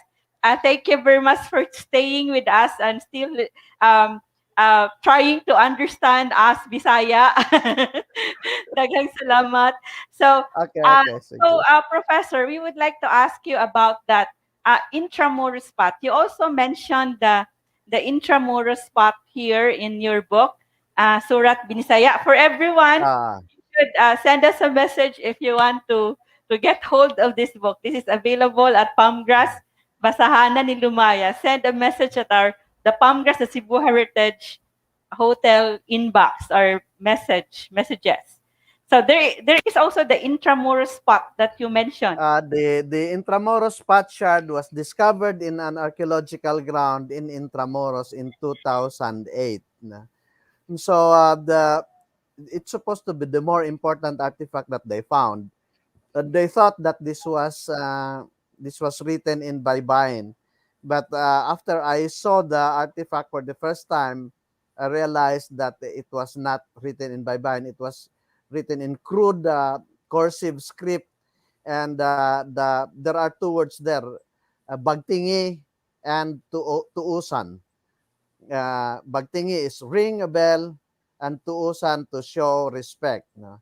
So that's but still anyway, Binisaya. Binisaya pa. So Gyapon. it was found in Intramuros, but the words written in the potsherds were also Binisaya. So most likely at that time dili na babaylan because this was in parang in a church somewhere, parang in a church compound in Intramuros. So it seems by that time the tambalan, lalaki na tambalan, had forgotten how to write in Baybayin. So what he used was now Romanized Spanish, but still the language used was Bisaya. It's just like kung sa karong panahon ang atong orasyon bastardized Latin. But at that time it seems that the language of worship and ritual was actually Binisaya. So everywhere in the islands, the rituals were in Binisaya. So the Babaylanes, the Bisaya Babaylanes are so proud that Binisaya was the language of prayer. So and rituals, religious rituals. In rituals, even in that potsherd found in Intramuros, and that's in Luzon, the language used was Binisaya. So, daghang salamat, Professor Rolly. We still have some questions for you in a while. Now we would like to have. I know there are so many participants in our.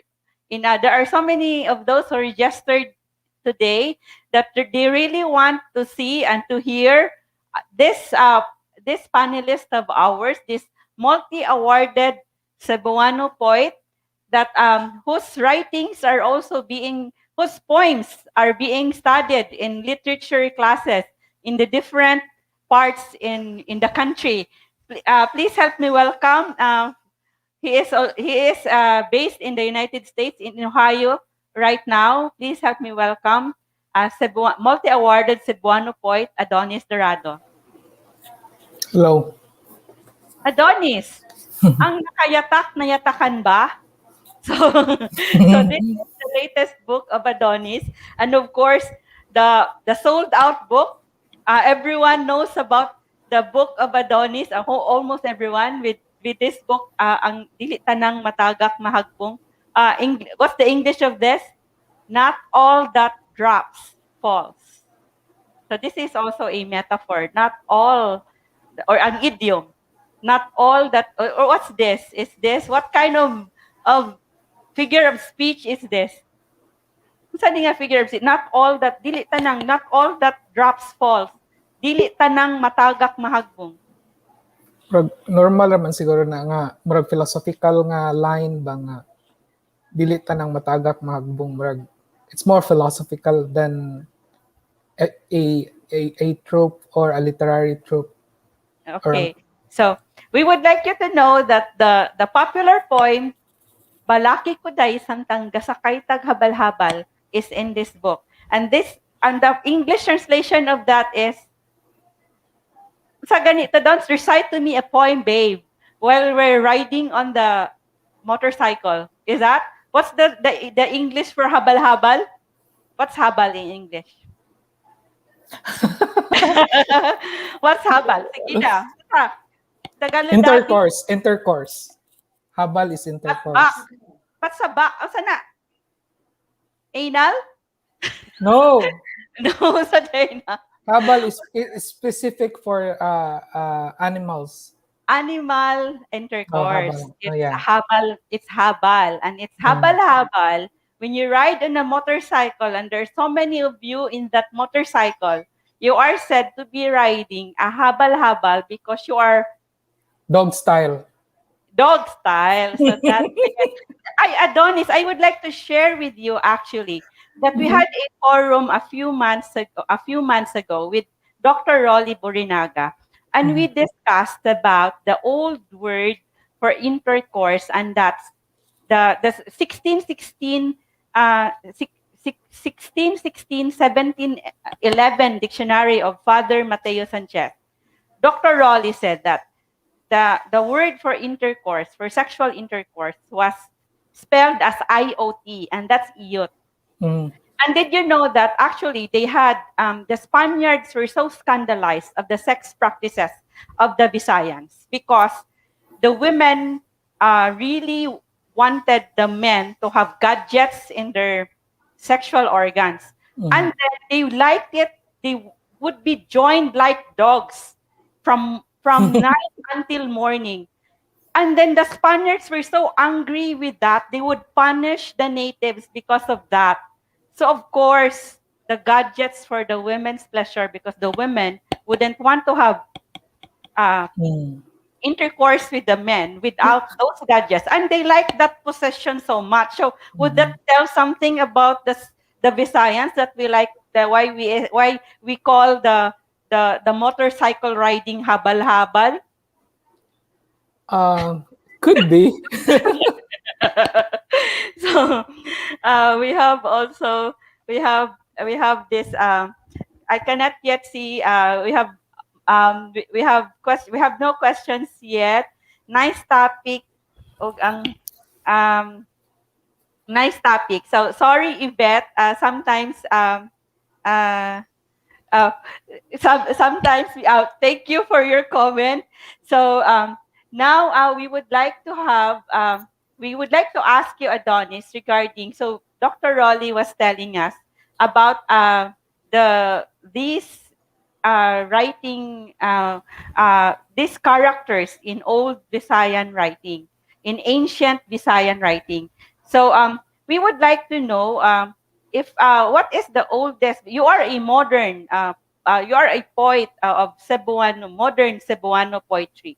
You write modern Cebuano poetry. But do you know of what is the oldest Visayan literary work what is the oldest Visayan literary work that you know, and what can you say about this? Okay. I think if I considered an oldest literary form, I would say the Tigmo or the riddles. I think that's the oldest, and even the Sanglitanan like Proverbs, that is also an oldest, and probably some folk tales like 𝒍𝒂𝒏𝒂𝒈𝒂. But I think 𝒍𝒂𝒂𝒏𝒂𝒈𝒂 siguro mga nanana sa Spaniards times kay nanamay mga galyon-galyon, di ba? But I found out an old balak, which is, I think it's on the screen right now. This is published in the Diccionario de la Lengua Bisaya Hiligaynon by Alonso de Mendrita, like in 1638. So I think this is the oldest balak that I've seen. And I think Dr. Rolly can enlighten us about this, because I can understand some of the Cebuano, but I think it's a mix of Hiligaynon and some Waray words. So I learned that before the Spaniards came, there's no distinction, like there's no real distinction between Cebuano, Waray, and Hiligaynon, that we all speak Bisaya, which is a mixture of different Bisaya languages. So yeah, so my disclaimer here, I'm not an expert in language, but I think I'm here to enlighten just how I use Cebuano in the modern way. But can we ask Sir Rolly about this balak? Can we show Professor Rolly? So Professor, maybe you would also like to explain with us ahead, although we put it in the last part of our question about the development of the Visayan language, because we said that you said a while ago that regarding the different the evolution of the Visayan language. So can you explain to us regarding how the Visayan language evolved? Like Adonis said that at first we only have one language in the whole of Visayas.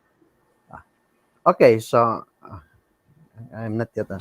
Okay, so the thing there is that the Sanchez 1711 dictionary is actually the oldest Binisaya language, and the items there, 10,200 items in that dictionary, actually was can be considered a mixture of what we now call Cebuano, Hiligaynon, and Waray, and so many other dialects in between.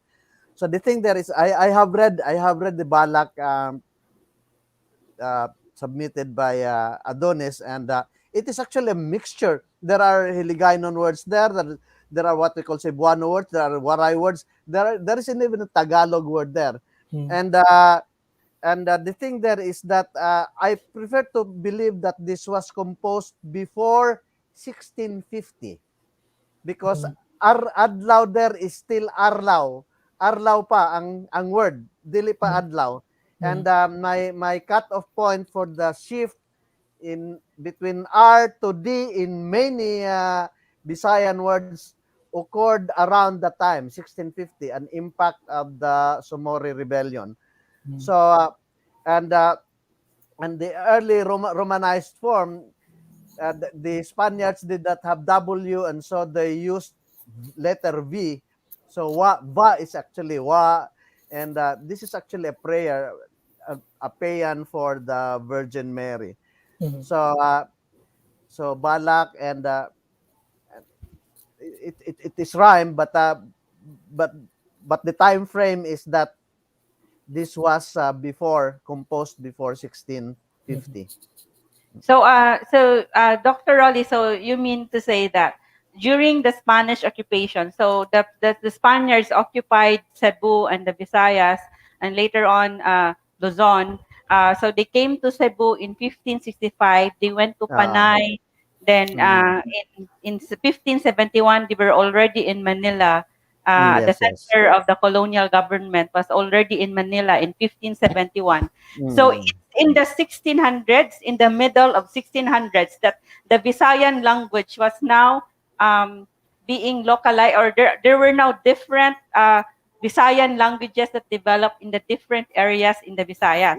Yes, the certain Bisayan forms evolved already. So as during the process of colonization, people were not allowed to travel anymore as in the pre-Spanish years.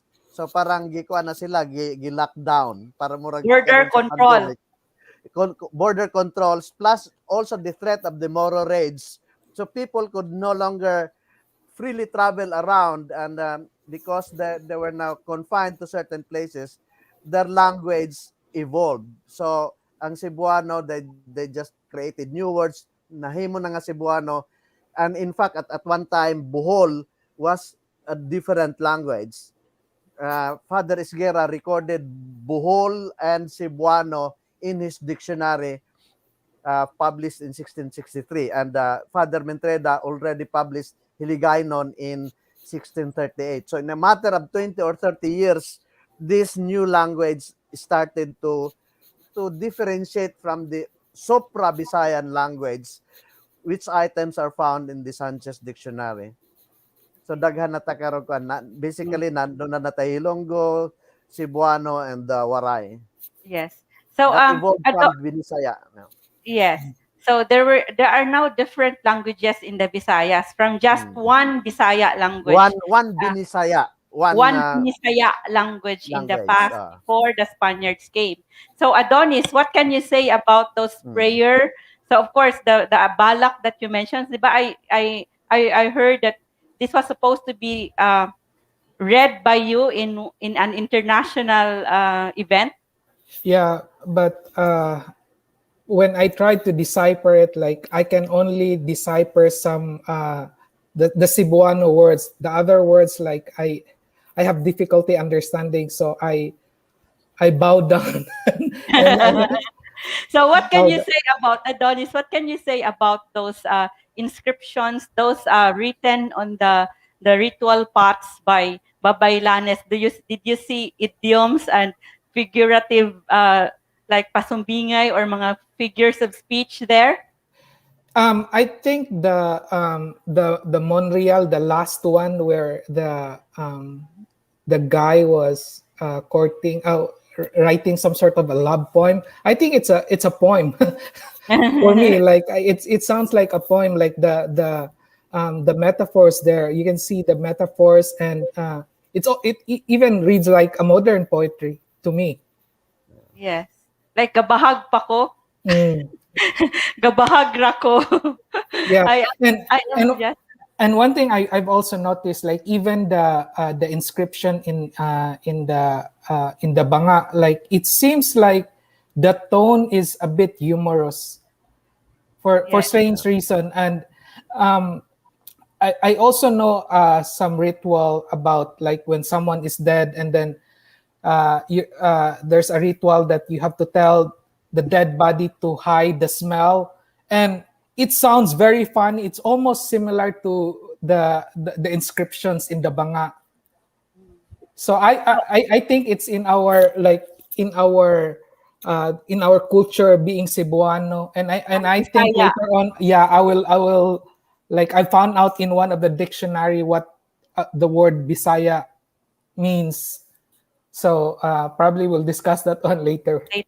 Sige. Thank you very much, Adonis. So now we would like to ask Dr. Rolly regarding, because we are talking about this 500-year-old, we are celebrating the 500 years this year. And so we would like to know, because may you highlight some Bisaya words mentioned in Pigafetta, and that's in 1521.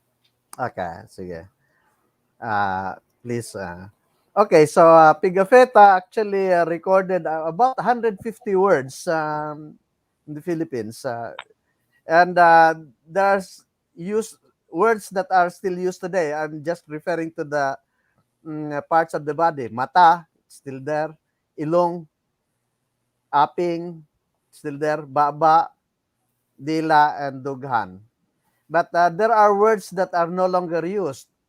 Ulor for lips, mulangay for pulse, giam to have communication with women. I don't know where he got this word, giam. Giam. Tangip for neck, and kilan for chin. So these are just a few words that are still used today, and words that are no longer used. Mainly parts of the body or body functions.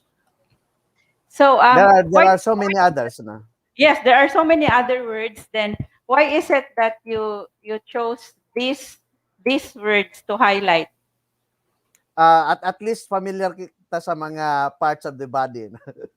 Oh, of course, but you did not say the very kanang important parts of the body, like the word for the testicles and the word for the vagina. It's in Pigafetta. It's still it's still being used now. Otin and bilat or something. It's still being used. But Yes. I just want to have some comparison with those that are used and those that are not used anymore. Yes. Because So otin it's and very bilat are still there. surprising, actually. So we had also that video that we showed, that it's very surprising that these words have survived until now, right? Like for mata, dila, dughan. Dughan is for breast. Is it breast like the bosom, or the breast, or the bosom like the, is it, what breast is it? Actually, chest portion of the body. So The chest. chest So portion. breast is the dughan. And then of course we also read from Pigafetta, penis is utin, vagina is Yeah. dilat, and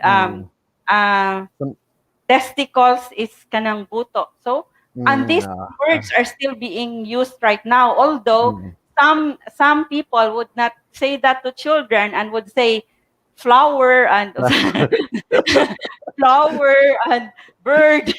So of course, for proper sex education, it should be the real. Why can't we say those words? They already said those words 500 years ago. So so Professor, what are other words that the words in Pigafetta that are no longer used?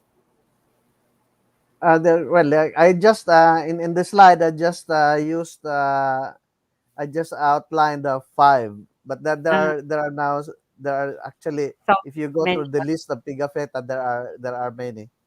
Yes.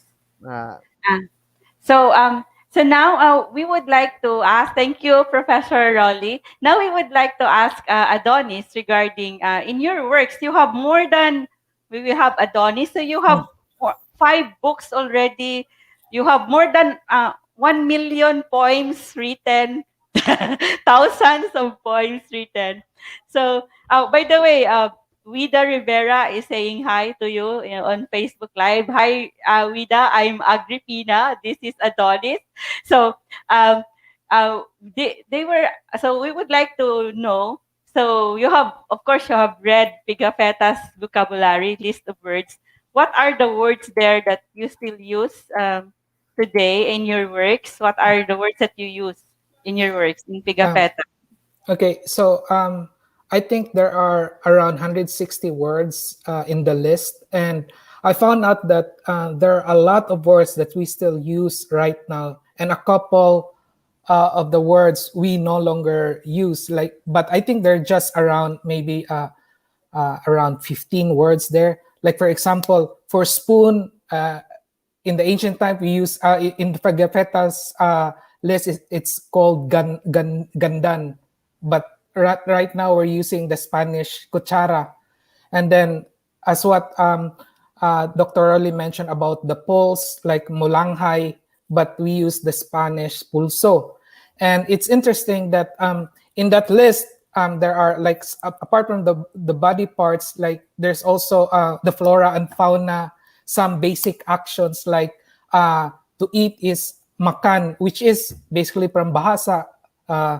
So there are other words apart from the Bahasa that that you can see there apart from makan, like you have the paranpaon, like for women, like we have also some words that we no longer use at Cebuano, but it's been used by the Tagalog, such as the bini-bini, like for the young girl, or tinapay for bread, because our tinapay we use the Spanish pan. And I think for the flora and fauna, for the animals, we use now the word iring for the cat, but I think the ancient times they use the word ipos.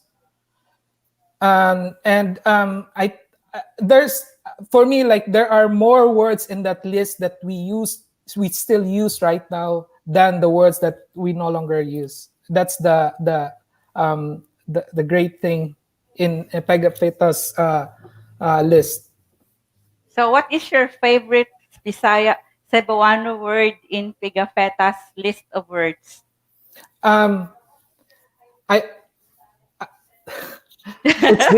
It's difficult, but I think dughan is really good, and also marika, like come here. Marika. Yeah. Marika. Yeah. Ang dughan. Sige, because no, the thing is, I thought that marika is Spanish because it sounds very Spanish, but it's really a Visayan word. So that's really good to know. Oh. So you use dughan in your points most of the time. So dughan is chest or breast. So chest. And also there's a word for St. Job's disease, and right now, like I think that can be considered as hubag mga hubag ba, St. Job's disease or St. Job's syndrome. So in the ancient time, it tells us that mo na yung mga klase sa sakit nato, yung mga hubag-hubag. So we have a comment here from our physical audience. So he's commenting on Facebook also. So this is now our blended event. We have a physical audience, but they are commenting on Facebook. So Ferdinand Ascaraga of, is it Kulturang Cebuanon? He says bread is supas. So do we use supas? Do we use supas for bread, or is it for biscuit? No. Biscuits. So we use biscuit. We use karon we use biscuits. Supas for biscuits. Mm-hmm. So Gina Mantua Panes is also saying Marika is shortcut for umarika. Come here. So mauna siya. So thank you, Adonis. So we would like also you have also the list of Father Francisco Alcina, 1668 Visayan words. So what are the words here that are interesting for you and you still use? Okay, so I found out that in that dictionary, again, like there's a lot of flora and fauna. In fact, it's interesting that a lot of names of places that I thought it's just like invented, but it's actually coming from names of different trees. Like Olango is a tree, and we know that there's Olango Island. And Tagum, like the Tagum city is also a kind of tree. Like I only know that one in this dictionary. And some like places like in Mandaue, there's Tigbao, and Tigbao is a type of non-sweet sugar cane. So that, for me, like I find it very interesting. And even the types of bananas, like that you have Tindok, you have Torlong Binokot, and then Torlong Dato. Like it's like it just tells you that in the ancient times, like we have really different types of bananas. And the most important word that I really like in that dictionary from Alcina is the word Bisaya, which means man of good condition and entertaining. So it seems like the word Bisaya from that dictionary is a combination of aya, the word aya, saya, and kaya, and it means like happiness and affability. and that probably explains why, like before last week when you asked me why is it that we are like we like humor, like why our in our culture, like we are bugal bugalon, and I think that could be the reason, like we are called Bisaya because masaya tayo. So I was sharing with you, Adonis, that your book, this Nakayatak ang Nayatakan, because when we were discussing about nudity and fashion in the Visayas 500 years ago, artists and who also studied Visayan history, Professor J. Hori of the University of the Philippines, Cebu, said that the Visayans are really a colorful people. Our fashion is really colorful. That's why he said that when I showed here a very colorful pishabit, the fabric of the tausog of Sulu, and he said that color is the color of the Bisayans. There are so many colors. And so I was telling you, your book cover is really Bisaya. Daghang color. There are so many colors in the cover. And then also when we had this poster making contest with the Cebuano students, the Cebu students, there were so many colors really in their work. So that's why the judges, the artist judges said, you really portrayed Cebuano art in your works. So when the National Quincentennial Committee Secretariat head was here, Ian Alfonso, he was telling me that. So that's why in their like he's from Pampanga, their color is just monochromatic blue. And then when someone would wear colorful clothes, they would say, "You're like Bisaya, para kang Bisaya." So we Bisaya are a happy people. We are saya people, and it's reflected on our colors and in our design. So that's the interesting part for you in the 1668 Father Francisco Alcina list of words, Visayan words. Thank you, Adonis. We have more questions for you in a while. So we have also this question for Dr. Rolly about the oldest Visayan dictionary. So you mentioned about the oldest Visayan dictionary. Please highlight some words that you want us to know. Okay, please slide. So this is the cover, title page of the Sanchez Dictionary. He basically completed this in 1616, and he passed away in 1618. And this was published eventually in 1711. So it contains, in fact, I had printed the e-copy that I downloaded from the Spanish National Library. And it contains actually about 10,200 items in Binisaya language. And I had made some estimate that at least 25, one-fourth of the items there, at least more than 2,500 are no longer very familiar to our Bisayan readers. And this is something that we must again explore again if we have to go back to our language and culture. Next slide. So it's in just one page. In just one page of the dictionary, I had listed words that are still used today from letter B. Words still used and no longer used. So, for instance, baho is smell. Bahog is to put broth on the rice. Bahol is something rough. And baid is to wet or to sharpen. Now, words that are no longer used and we are hardly familiar anymore includes bahod. Bahod is to disturb or disrupt. Bahit is to separate. You use bahin now, but bahit is to separate.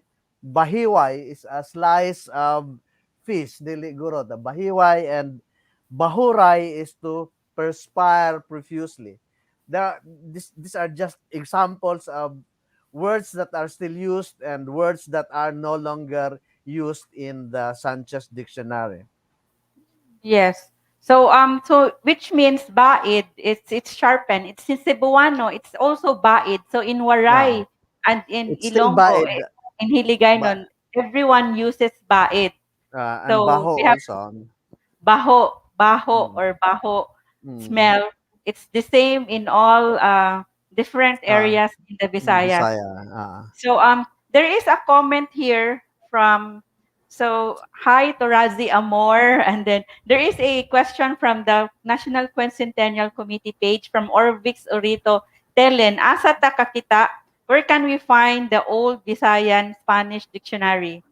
So there are so many old Visayan Spanish dictionary. It's online, right, Yeah, Professor? online and Vocabulario de la Lingua Bisaya, and then you type Sanchez, and there would be a link to a PDF copy that can be downloaded. So in fact, I have here one of the 3 volumes of Vocabulario de la Lingua Bisaya that I had actually printed out for issue. I do not have to go to the computer anymore to refer to the dictionary. Yes. It can And be for downloaded the and Father printed. Father Sanchez, the Mateo Father Sanchez. Sanchez. That's the oldest Visayan dictionary, and it Yes, has yes. it's Visaya to Spanish. And then Yes, yes. so here in the book of Dr. Rolando Brinaga, he also put here the words from Father Father Francisco Alcina. Alcina, Ah. 1668.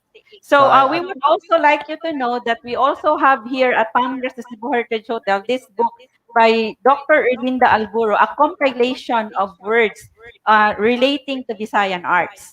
So of course here it's still Visayan, and it's all but it is put here. She actually indicated where is it usually used, which part in the Visayas are the words used. And so thank you very much, Dr. Rolly. So we would also like to to to give you this question from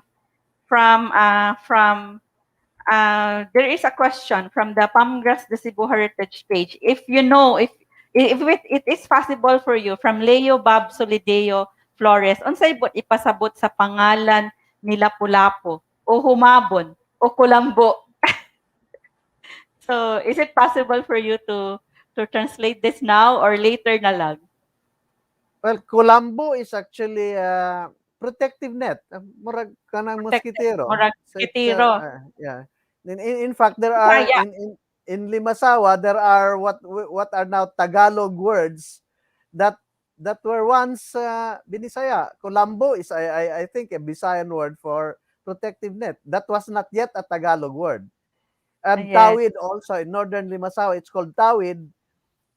Tawid is now just a Tagalog word. We do not use that as Binisaya, but it is in the Sanchez Dictionary, the meaning of Tawid, to cross. It is actually originally Binisaya word. So there is a comment from Manuelito Oy, Bahuray is still used and spoken in Katbalugan. Nagbabahuray Okay. ang balhas. Okay, so We that's should good. translate it, Professor. Nagbabahuray ang balhas. It's babahora is basically that you are perspiring profusely. Babahora. Nagbabahuray ang balhas. Balhas is sweat, na perspiration.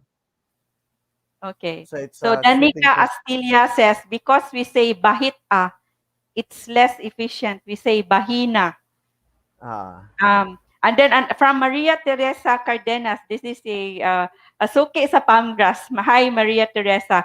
Just to clarify, so I guess Maria Teresa was not able to tune in earlier. Is Surat a writing system or spoken language?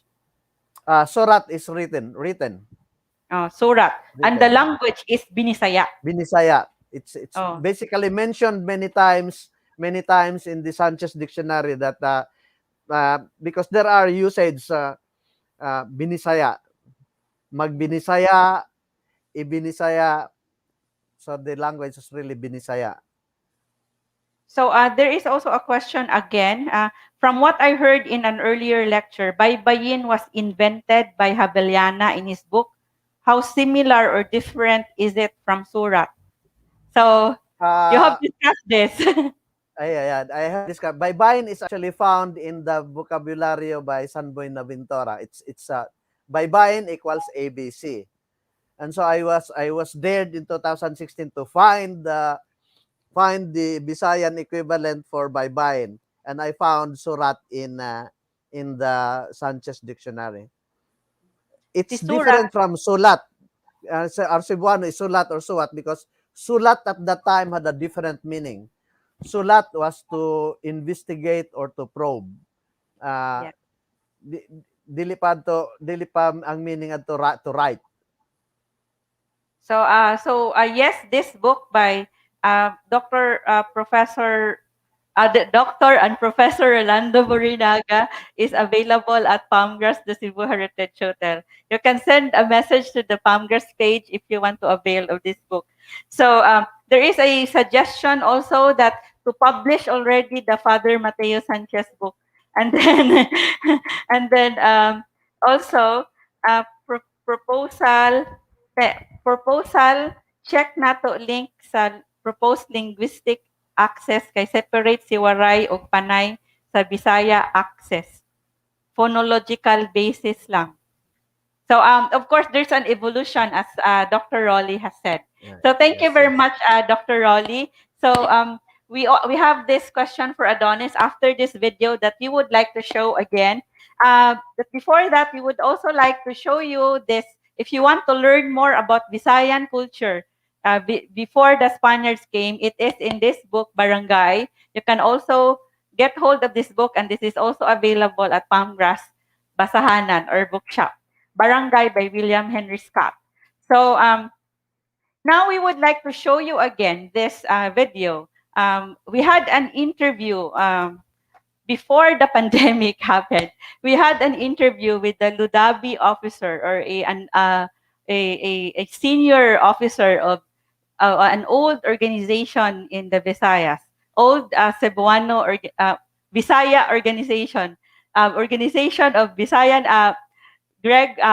organization of Bisayan speaking people, Ludabi, Lubas sa Dagang Binisaya. Binisaya, right? Binisaya. Lubas, Bisaya ra. Lubas sa Dagang Bisaya. If you translate that into English, that is core, Lubas is backbone, or core, Dagang is art, feather, that the one they used to write, and then Binisaya. So it's an old Bisayan writing, or something like that. See, Greg ang mo explain ana later.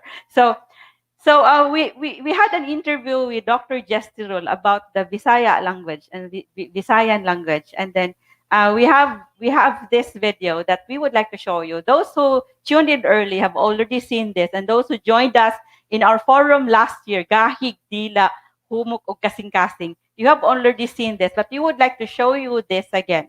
And this is a video on the Visayan language, the Cebuano language, and this is created and this is produced by 𝒂𝒏𝒅𝒐 the Cebu Heritage Hotel in partnership and created for us with us by the Social Communications Asia's Prospero Lapot, and this is the video.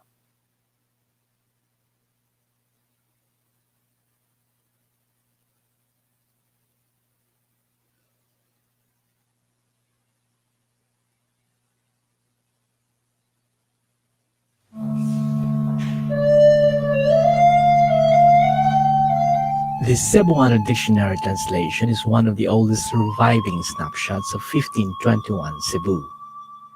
Antonio Pigafetta recorded these Cebuano words in his journal documenting his around-the-world expedition, partly along with Ferdinand Magellan, and wrote about it in Italian and French.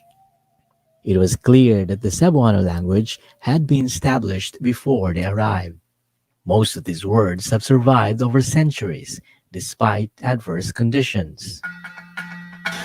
Mga alimenti o So many languages in the world are already extinct. The United Nations Educational, Scientific and Cultural Organization, UNESCO, says languages are threatened by many things including economic, religious, cultural, or educational subjugation. Although the Cebuano language has demonstrated its vitality to survive, like many native languages, it has been perceived as from and of the lower class. There's rarely anyone who plays the main role ng Bisaya. They always have to be the comic relief for some odd reason. A lot of people think that Bisaya are inferior. This face-off video by a YouTube channel Recreate captures the sentiment of discrimination felt by many Cebuano speakers, perhaps arising from experiences similar to that of Mabel Sortones, performer of Pangras, the Cebu Heritage Hotel-initiated community theater, Bagong Teatro Hongkera. Naadyo mga Tagalog nga mga lockdown sa mutaron kana online games, then kasagaran magdawa dara kay daghan man kay mga Tagalog. Makabawgi sila nga Bisaya, kamuha na din na sila, mga Bisaya pala to.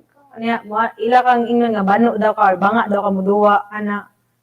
This ongoing discrimination, according to experts from the United Nations Human Rights Council and the Economic and Social Council, is largely an effect of nation building.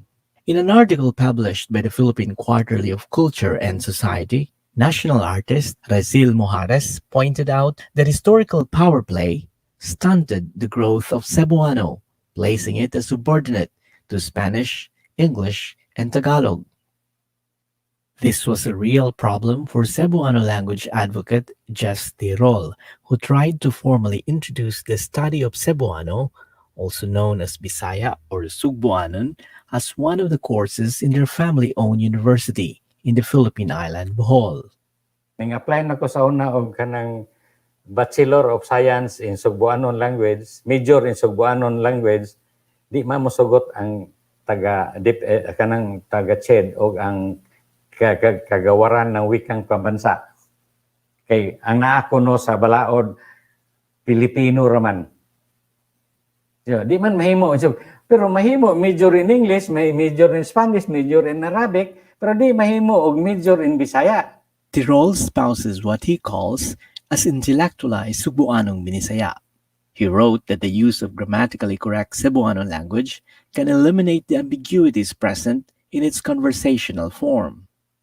One has to master over 4,000 affixes to understand the meaning or intention of the Cebuano sentence. Nakaon ang pan. Gikaon ang pan. Nakaon ang pan, English, the bread was eaten. Gikaon ang pan, still the bread was eaten. In English, it's only the bread was eaten. In Bisaya, nakaon means it was not intentional. Nakaon ang pan. Gikaon ang pan, it is intentional. So, in Bisaya, you can speak and give your idea that it was intentionally done by using gikaon ang pan. But in English, the bread was eaten. You do not know it. You do not know the intention. If you want to translate it, the bread was intentionally eaten by the child, which is very cumbersome in English. The reality on the ground can be a surprise to English speakers who spend time studying Cebuano grammar, like these modern-day missionaries who, after their missions in Cebu, created Cebuano language videos that became popular on YouTube. Wait, what are you guys saying? Allah! Dili siya kabalo, malalagyan siya nato. Balibak na po siya mo. Mura na siyang baboy. Uy, baboy. Hindi man good. Ano sa diya? Mura siya kanding. Mura ka kanding. Nagsapo pa yung Bisaya. Patay. The way to speak Bisayan the best is to speak it how people understand it. There are grammar rules and it's important to learn, but when you're actually speaking it, you kind of just are speaking to get your point across. And so you'll get there at first and you'll be like, why are they saying this again? This isn't the rule I learned in the MTC. It makes no sense. It's kind of a street language in the sense that it's spoken word language. But in general, you just break rules all the time. For many among the young Bisaya speakers, the absence of rules make speaking in Cebuano fun. Personally, I had fun picking up like Bisaya words from my peers and my classmates. I enjoyed that, like learning the language through other people. Christine Ann Suban is a student illustrator of the children's book Silion Kilat Ugang Sigbin, published by Pamgras the Cebu Heritage Hotel. She says many of her classmates learned to speak English well from watching anime and cartoons. Her friends switch back to speaking Cebuano to have fun conversations. To blend in, she has to learn her friends' conversational Cebuano. I wouldn't want Bisaya as a language, like being taught. Learning the rules of something makes it, less fun in a way. So yeah, it would be nice to have a subject teaching Cebuano, but personally, I wouldn't. Conversational Cebuano is simplified, with vocabulary and grammar elements coming from English, Spanish, and Tagalog. Rather than promoting the language as a medium for intellectual exchanges, 𝑨𝒅𝒐𝒏𝒊𝒔 laments that conversational Cebuano has been used instead in the school as a mother tongue-based instruction. So, ang aton ta nga magtuon ta sa atong kaugalingong language so that we can think and develop or create new things according to our thinking. 𝒅𝒐𝒏𝒊𝒔 thinks that the more precise Cebuano language, or as he says, intellectualized Cebuano language, can then promote the neglected local knowledge in areas like homegrown medicinal plants or science, literature, and traditions. Our Bisayan language is very high level already. You can translate the Bible into Bisaya. All the mathematics are there. We can count already from 0 to billion. We can discuss about the heavenly bodies. We have the name of the planets. We have the zodiac sign. You can discuss it in Bisaya. But the problem there is that we do not study it in school. And why we do not study our own language is the problem.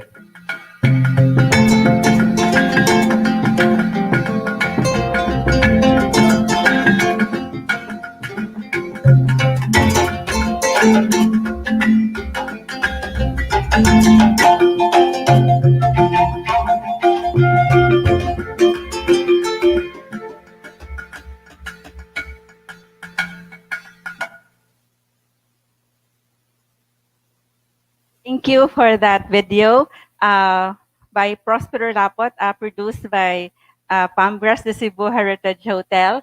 And Prospero is with the Social Communications Asia, a partner of Pamgras the Cebu Heritage Hotel in its Heritage Awareness Program.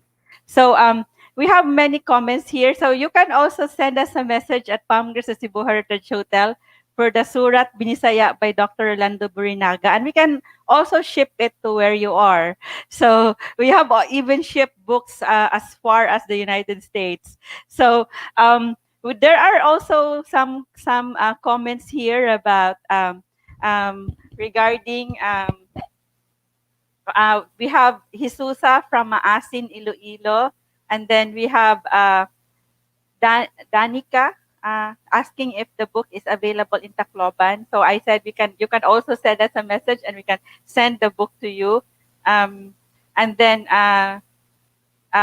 Maria Teresa has a comment regarding if Cebuano is a master's degree in CNU, and we don't know yet the answer for that. And Orvix Orito Telen in the National Quincentennial Committee page says, thanks Pamgras, hope this creates revolution to study Visayan language.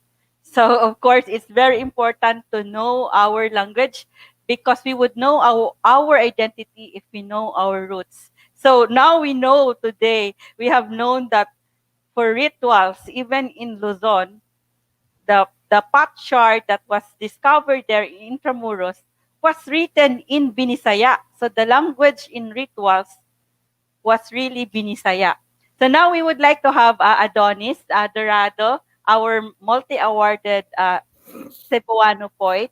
What can you say about that video? And then, so one of them was an illustrator of the book of Palmgrass, the children's book on Leon Kilat. And she said actually that they were, in the past, but children are forbidden from using the local language. Diba? You get punished when you say the Bisaya or the local language in school. Bayad kag piso. Bayad piso. But then right now with K to 12, of course, it's already promoted. And then Christine said that she learned Bisaya to be cool because when she became older and in higher grade, her friends would be speaking Bisaya.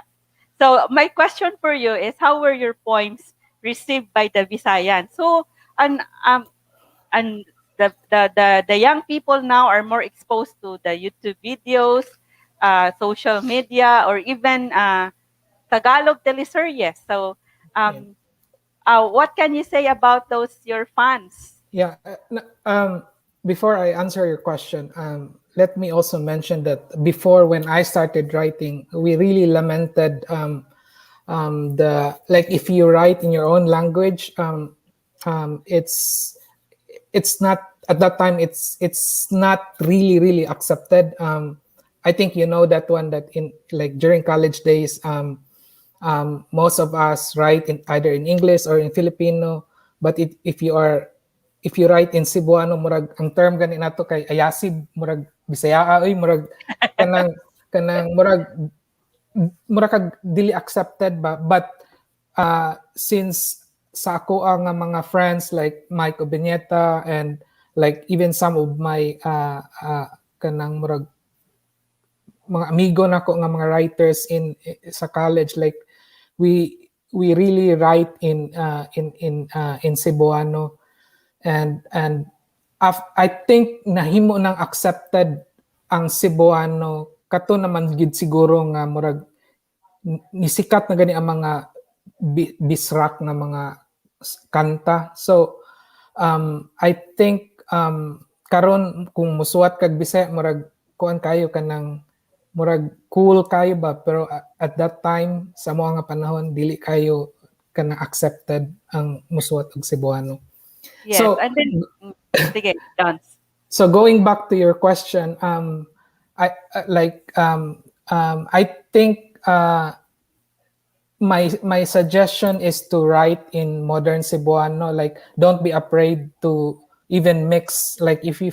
Because one thing I noticed that a lot of young students or beginning writer is afraid to write in Cebuano because I don't want to write. I have a limited vocabulary. I don't want to write lalum nga Bisaya. I think you can write in the most comfortable language nga kung ganahan nimo i-mix from Cebuano ug English. I think do it, and later on you will murag maanad ra ka ba. And I also would advise nga to just like what I said last week sa katong event nga don't if you're interested in poetry, don't write poetry but create poetry. So pwede nimo nga pwede ka mag-create og video plus poetry, or pwede ka kanang uso na karon nga spoken poetry nga in fact usa sa ato ang kanang reactor karon si Cindy is kanang murag nag-explore sa spoken poetry, di ba? So I think that's the only way that you can connect with the younger audience nga exposed kayo sa social media and whatnot. So recently, Dons, I remember that you were commenting. You posted something to explain the word "kai" because there was a local paper that tried to to discuss the usage of the word, a Cebuano word, kai. And then its definition of the word kai was because, right? Yeah. And then, so if that, and then you explained it that it doesn't mean only because. So, Yeah. ang nakayatak, kay nayatakan. So, what is the kai here? Yeah, so I think just like I mentioned, the kai there is like it's an equivalent to is, but it's a word spacer. Like you can remove, like you can even say like ang nakayatak nayatakan or ang nakayatak kay nayatakan. So it still makes sense. But I think for me, the biggest issue right now is not in grammar, but more on orthography. Like lain-lain nga grupo sa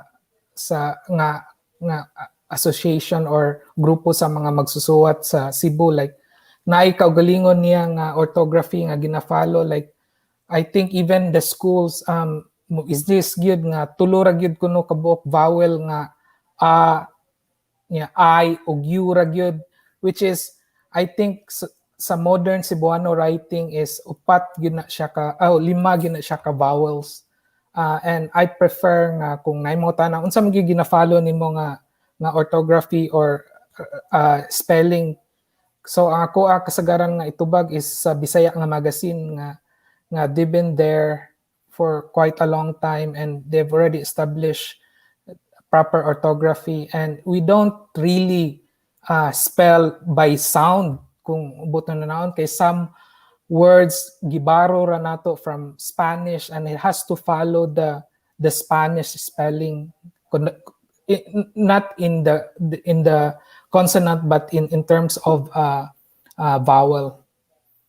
Don, so there's a question already for you. So process-wise, this is from Danica Astilla. I think she's not from Cebu. She is from Tacloban, I think. She's asking, process-wise, maybe it's easier if we speak poetry first and then document in written form or video form or audio form. So she is asking if we speak poetry first before writing it or making it into a video. I think it can be done in both ways. Sometimes what I feel is that when I create something, even my visual poetry, it's not that I write it first, but it's already part of the process. Like I've already envisioned it that it will be visual and text together. Because what I don't want is that when you create something like some of my visual poetry, like it or the visual poetry that I like should not be just a translation of the text, but it's really ingrained. Like one cannot live without the other. So that for me is an example of an intermedia poetry. Yes. So Don, so you were saying about the different how the different institutions in the Visayas or in Cebu, for example, they have different grammar rules or style book. So there are different style books in different news media organizations. Yeah. So actually, I remember the late attorney Rex Alinio Fernandez, who was also an advocate for the Bisaya language and also former as a Super Balita editor, Anol Mongaya. They were all saying that there should be a standard Bisaya or Cebuanong Binisaya now. There should be efforts to have standard for everyone, Bisaya or Cebuanong Binisaya for everyone. Yeah, I agree with that. And in fact, I like the video that you have just shown. I feel like what Jezreel mentioned, that we need to intellectualize Cebuano language. I think he is right. It's not enough that we use Cebuano in teaching, but I think we should have more subject that you know, that we learn the proper grammar, that we learn the proper orthography and spelling. Kay lisod man na, I think sa Bisagan sa Tagalog, they started really unifying like the proper spelling before they talk about grammar. So orthography should come first. So I'm also very happy and proud to tell you that in our college in mass communication at the University of the Philippines, Cebu, one of the elective subjects but required it's called elective, But it's required. It's required. There should be. We had Cebuano 100 and we read the Bisaya magazine in front.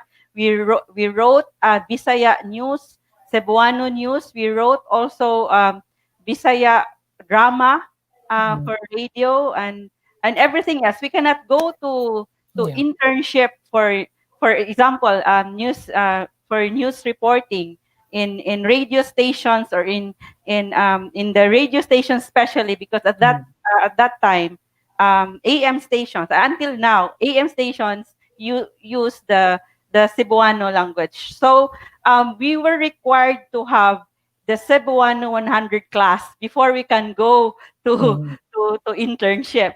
Yeah, and I think because your course is communication, that's why you're required because you're gonna be doing internship with radio and as well as some TV stations where probably you're gonna report in Cebuano. That's why it's required.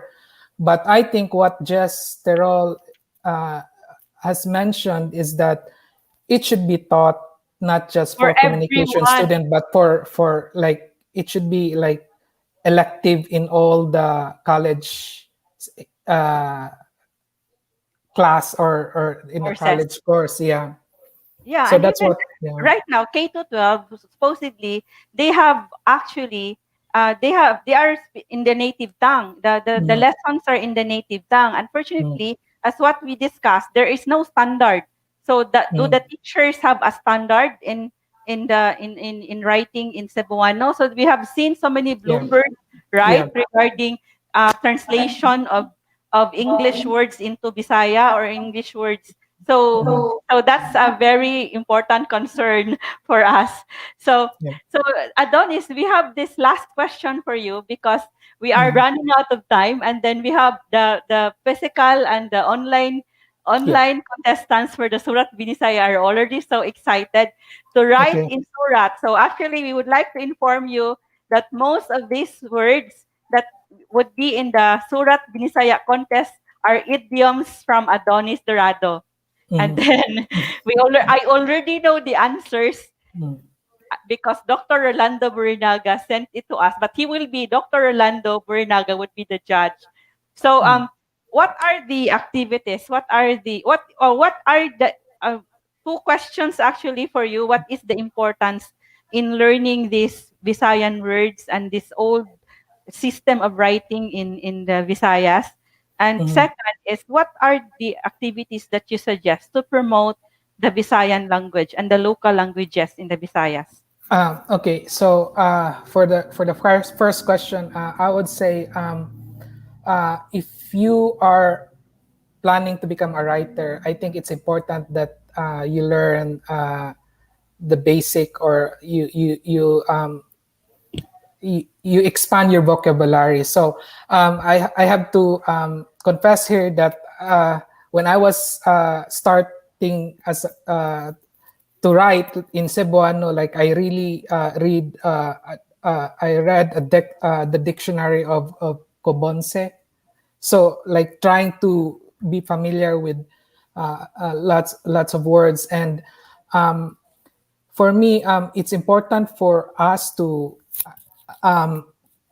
learn the writing. I think learning, but not really doing it. Like I think it's impossible that we ask like later on we will legislate that okay, all the writings will be in Baybayin. Like I think that's impossible. Like we shouldn't do that one. But for us just to understand our past, like that's the most important. And for me, like as a writer, it's important that that we learn the words because it helps us understand our inner self. Just an example here, like for me, like I find it really interesting that the Cebuano, our word for world, which is kalibutan, is also our word for awareness, which is mingon kag wa ko'y kalibutan. So wa ko'y kalibutan is I don't have awareness or consciousness. So isn't it like interesting that we have the same word for those two concepts? Another example is panahon. Like panahon is time, and it also means weather. So lakat sa panahon is the weather, but karong panahon na is time. So for me, like it's nice to really intellectualize like the way we use concept. So that's a challenge for me for Cebuano writers, like to dig into our to dig the oldest dictionary and find out like what other things that like we already have forgotten. And to your next question, I would say that I think I don't know if this is if me myself like can help this, but I think we should establish more local publishing house intended to publish Cebuano, because I think we're really lacking, and that's something that I really dream that we have a real publishing house here in the Visayas or in Cebu in particular. So also for the young people, what do you suggest so that the young people would be interested in learning the Bisaya words, the Visayan words, and also the writing? I think they should buy all my books first and they will enjoy Cebuano. For you Like, to love our language. Para mahigugma mo sa atong Bisayang pinulungan. Basa mo sa mga libro, sa mga balak ni Adonis, Lisay sa bugan, dili tanang matagak mahagbong, minugbo alang sa mga mugbo ug kalipay. Anya ang paalang sa pahinungod sa mga diihing tungdan, to whom it may not concern. So this would be a fun way of using the Cebuano language. Aron kung katong ganahan sad kay ang una ra gyud nilang nahibaw-an doon kay katuramang balaki ko day samtang kasakay ta kabalhabal. Hidat kung pagsamot ka ng imong dughan nga di sa akong buko-buko. Oh, kaya siya, so you know that poem. So that's from Adonis. So if you have more questions, you have more, how do we purchase the book na Yatakan? Please send us a message at 𝒂𝒏𝒅𝒐, the Cebu Heritage page. We are still developing that it would be already in the cart for the app, our 𝒂𝒐𝒏𝒂𝒈𝒂 app, but it will still be 2 weeks from now. But you can send a message to 𝒂𝒏𝒅𝒐, the Cebu Heritage Hotel Facebook page. So Danica Astilla is commenting that the standard should be a language that will allow you to buy food in the mercado. So, ang standard ka nang adto nimo sa merkado, palit kog sibuyas. So, makapalit gyud ka. So, also from Maria Teresa, she comments, according to Bambi Beltran, I'm just translating Teresa for those non-Cebuano. For Bambi Beltran, if you write in English, you're writing using your brain. But when you write in Bisaya, you use your heart. So, pero sa musuwat ka og Bisaya, gamit imong kasing-kasing. Kung musuwat kag in English, gamit imong utok. But when you write in Bisaya, gamit imong kasing-kasing. So, daghang salamat Teresa for that. And then, ang iyang favorite ko no is puro lagos o gurang blues. Di mo na doon? Sa asa ning collection? Murag na siguro na. Pila ka libo ka balak. Murag na sa kuan sa katong ang puro lagos, murag na sa Minugbo. Sa Minugbo. Diri sa Minugbo. And then ang comment ni Roger Manubag, I suggest making podcast about Bisaya language and culture. So to everyone everyone who is asking about the books, yes, you can get hold of all these books that are on my background at 𝒂𝒏𝒂𝒂 Cebu Heritage Hotel. You sent a message to the Facebook page. According to Razi Amor, wow, I would like to have all those poem books. Yes, you will have fun reading these books and you will be scandalized and having fun. That's how we are as Bisaya. We like humor. We live. Humor is life for us Visayans. Kay saya man ta. So so now, thank you, Adonis. We would ask Okay. you later for your closing statements. So now, for other questions, so now we would like to show you, last year, we have this contest about hashtag ni Arako for our gahig dila, humuk ug kasing-kasing. Gahi was a very popular word, so it's hard, solid. Gahi was a very popular word last year because we were told that the Cebuanos were gahi. Gahig ulo, hard-headed. So that's why we have this song. We composed a song about gahi. Also because during the GCQ, we were already opening for events at 𝒂𝒏𝒂𝒂. So we want to show you this song, an excerpt of the song, Ni Arako. And this is the song.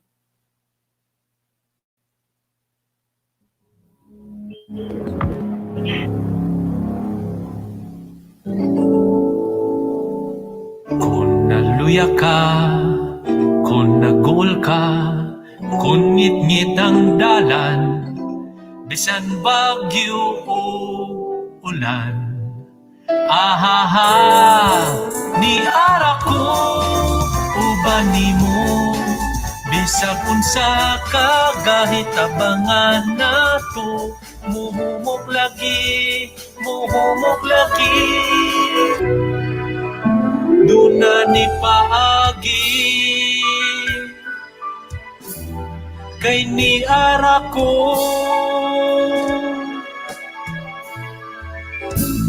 kauban nimo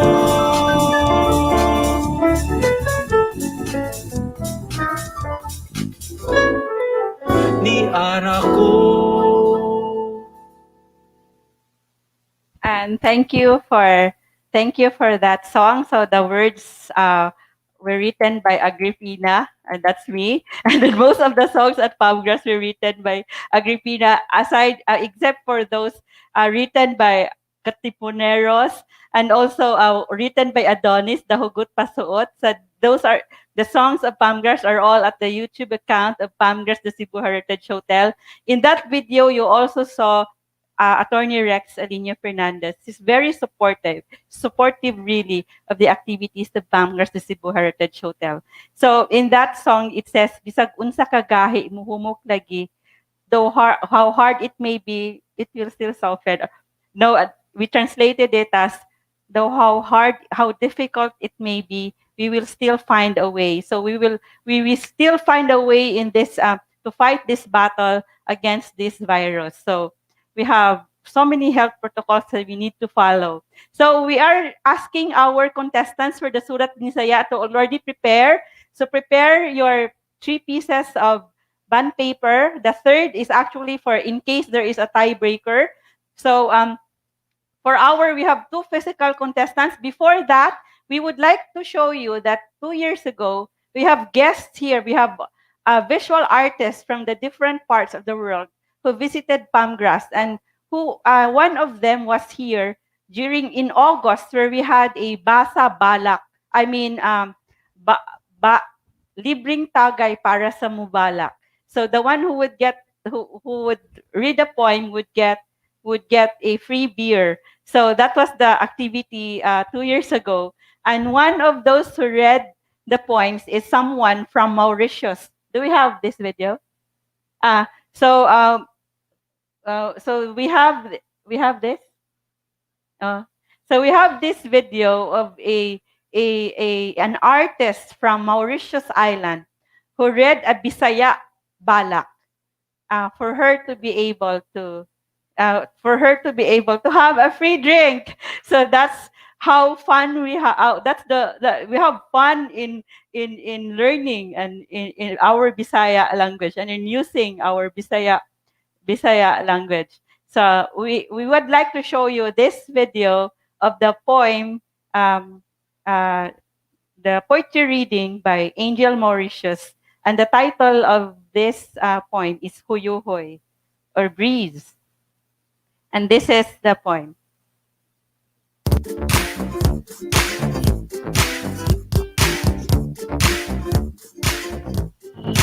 Huyuhoy, ihuyok o iburutan sa huyuhoy sa kadagatan. Ang kaya nga nagbitay sa utok sa sinalikway sama-sama. Usa ka datong bato ng song-song sa galunggam ni manang pangulo kinitan sa baybayan nilupat at iglong hay kang nag-estoryahay kung nag-estoryahay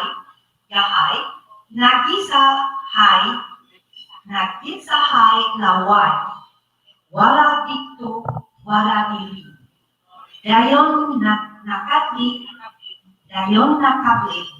huweda sa kuryente. Thank you so much.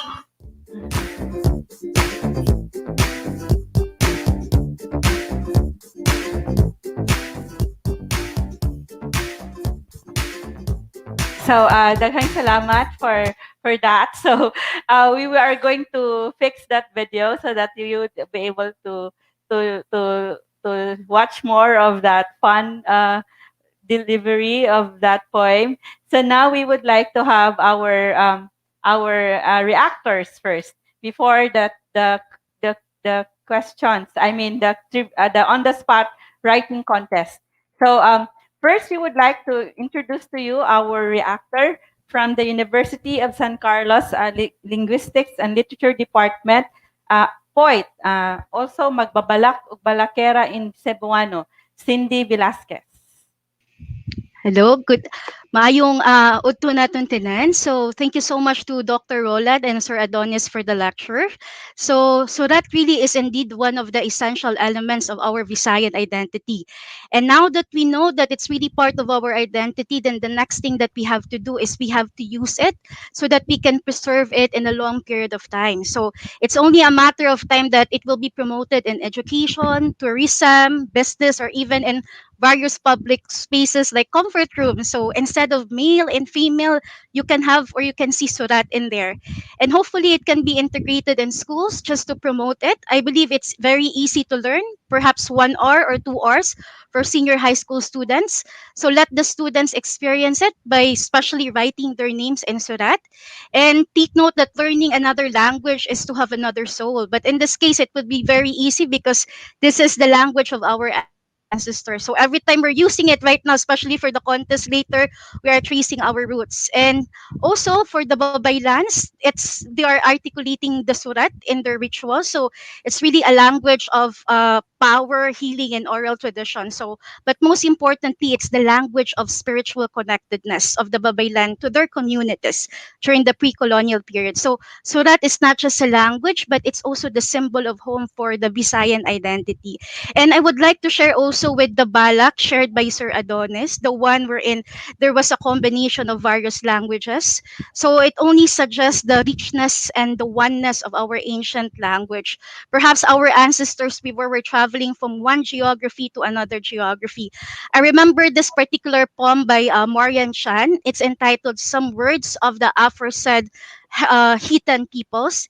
And in that poem, when Pigafetta translated Visayan words, there was one word that he translated, and that word is a word for a mother of pearl. But Pigafetta failed to translate the word for mother. So we wonder if the readers, particularly the Europeans at the time, found it a little bit strange, the inclusion of a very important word, which is the mother. So I would like to end by saying this one. I often shared also this one to my student, that every place or a nation, it has a body and a soul. And for a particular nation, the body is seen to the political and economic power of a building, of the tall bridges. On the other hand, the soul of the nation is often seen on songs, on poetry and stories, and it can only be experienced through a language. That's why it's very important for us to preserve it, because what is the use of the body if there's no soul? So daghang salamat. Daghang salamat, Cindy, for the very beautiful insights. So we also thank Cindy for facilitating the partnership with the USC 𝒂𝒏𝒂𝒈𝒂 and USC Palabra and the USC Linguistics Department. So Cindy was saying that the language is in our soul. It's our soul. So what is the body without the language? If we don't know our language, we don't have soul.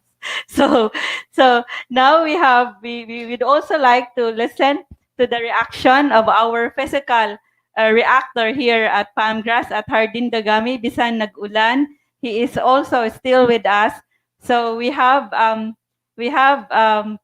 from Ludabi, Vice President Greg Rubio. Salamat Ms. A ug sa Palmgrass, salamat kayo sa paghimong partner sa Ludabi ining maong kalihukan. At least pod mapahibaw namo sa tibuok kalibutan nga Ludabi buhi pa hangtod karon, no? Bisan og ang mga punuan wa na apan dunay mga ning subol nga mga dili tingali sa lingsing kundi bag-ong turok sa Ludabi mo na nga makita ninyo, bata-bata pa ko no? Dili jud ko ingon nga karaan na jud kaayo. Ang Ludabi namugna kini 1956, no? Pinaagi sa mga manunulat, magsisibya, magbabalak, unya mga dibuhista kining composer man tingali, no? Nya mga awit ug kani mga nagpakabana nga mga Bisaya sa probinsya ug dakbayan sa Sugbo.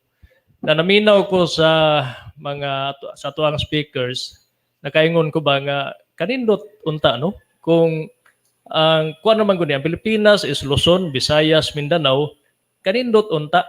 Kung ang Luzon Tagalog unya sa Bisaya ra gyud. Yang Mindanao sa may ila didto nga pinulungan nga makaingon ka nga taga Mindanao jud ka, no? Kita og matutag Manila dali kita mailhan didto nga uy Bisaya. Pero maglibog pa og asa nga Bisaya. Kinamay Ilonggo, Waray, Cebuano, no? So muna nga nagkakuan ang Bisaya tungod kay mga isla-isla manggod muna nagkakuan punta kanini ang katag pa sa Taiskanding na hinumdum ko atong kuan forum. So daghan kaayong mga pinulungan nga mga Bisaya nga wa na gamita sa mga Subuanon, sa mga Cebuano, no? So kay ang uban manggod is may pagkahilunggo, so dili mo adapt ang mga sinubuan mo nang kami sa Ludabi. Ang among gi-promote is kining pinulungan nga binisayang sinugbuanon. So amo gyud giklaro nga binisayang sinugbuanon.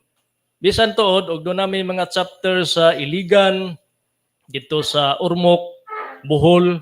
So amo gyud giklaro nga ang amo dinhing gipakaylap nga pinulungan is pinulungan nga binisayang sinugbuanon. Unya sa ang pasabot di ay no sa Ludabi is lubas sa dagang Bisaya, in English the elite of Visayan literature. So elite kato kay ang lubas ang pasabot is kining core bitaw sa kanang kahoy pa katong pinakagahi niya nga porsyon katong sa pinakailawom bitaw kanang moingon na nang maggabas og kahoy dito sa bukid. Duol-duol na ta sa kanini ang lubas kay gahi na kaayo. Okay, so ako lang po ikadugang as editor ko sa Banat, ang makalahi sa broadcast manggod og sa kanini ang print. Sa radyo sa una, nami mga intern, di kayo may particular mo edit sa mga spelling E, I, O ug U. No, pero sa newspaper lahi na. So amo yun i-edit, kung say saktong gamiton, I, I, O, ug U. So ambot ug unsa nitabo sa mga eskwelahan nga inig ang mga estudyante adto namo masyak sila nga uy di man na mo gitudlo sa amo. Lahi naman pag-abot diri sa press akan ang print media. So amo gyud di-insister nga mo ang gigamit. Kay mismo gani ang banat ug ang superbalita wa magkauyon sa paggamit sa mga words. Ang super is nigamit og sugbo, SUGBU. Pero ang banat nigamit og sugbo, SUGBO. So muna nga murag kinahanglan yun ni og i-harmonize ni ang ato ang pinulungang Binisaya aron nga makuan gyud ni nato ma-promote yun ni ayo unya dili ni mawagtang sa hinay-hinay, no? Kana lang, salamat. Daghang salamat to the Vice President of 𝒂𝒏𝒂𝒂 in Cebu, and he said that 𝒂𝒏𝒂𝒂 means the core or the elite, the core of writers in Cebu. And then so he also said that in his experience, the students who come from schools, because he's an editor also of a daily, Bisaya, Cebuano daily newspaper. And he noticed that the students don't write as they do in Banat News. So he really suggests to have a common, a standard for everyone. So that's the reaction. That's the reaction from Greg Rubio. And also, you have heard him also in the poem Mutokoy 𝒣𝒐𝒏𝒂𝒈𝒂 𝒂𝒂, and it's at 𝒣𝒐𝒍𝒂𝒏𝒂𝒂 Cebu Heritage Hotel Facebook page. So our contestants right now are ready. So we have 2 physical contestants. May we have the names? So we have only 1 physical contestant.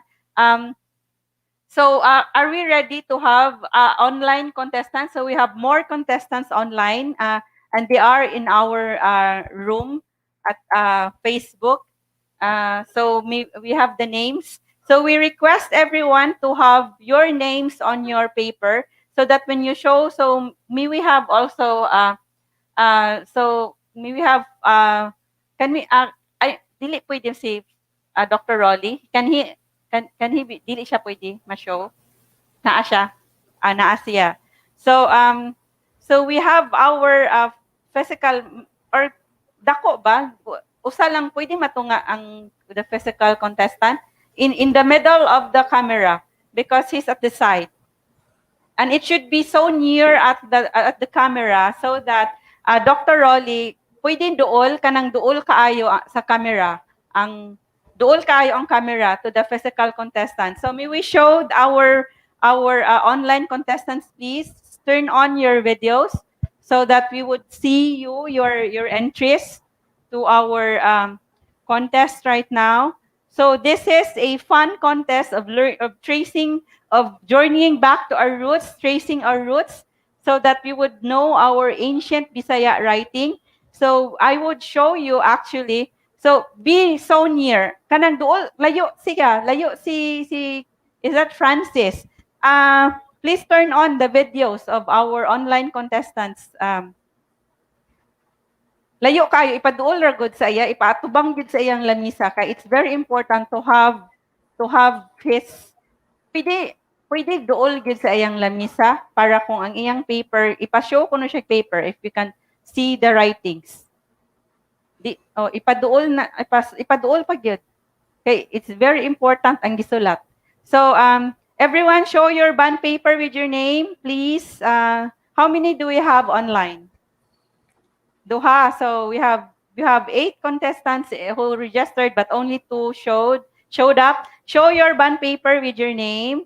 It should be, your screen should be able to show the whole paper so that Dr. Rolly would be able to see the writings on your paper. So who are these?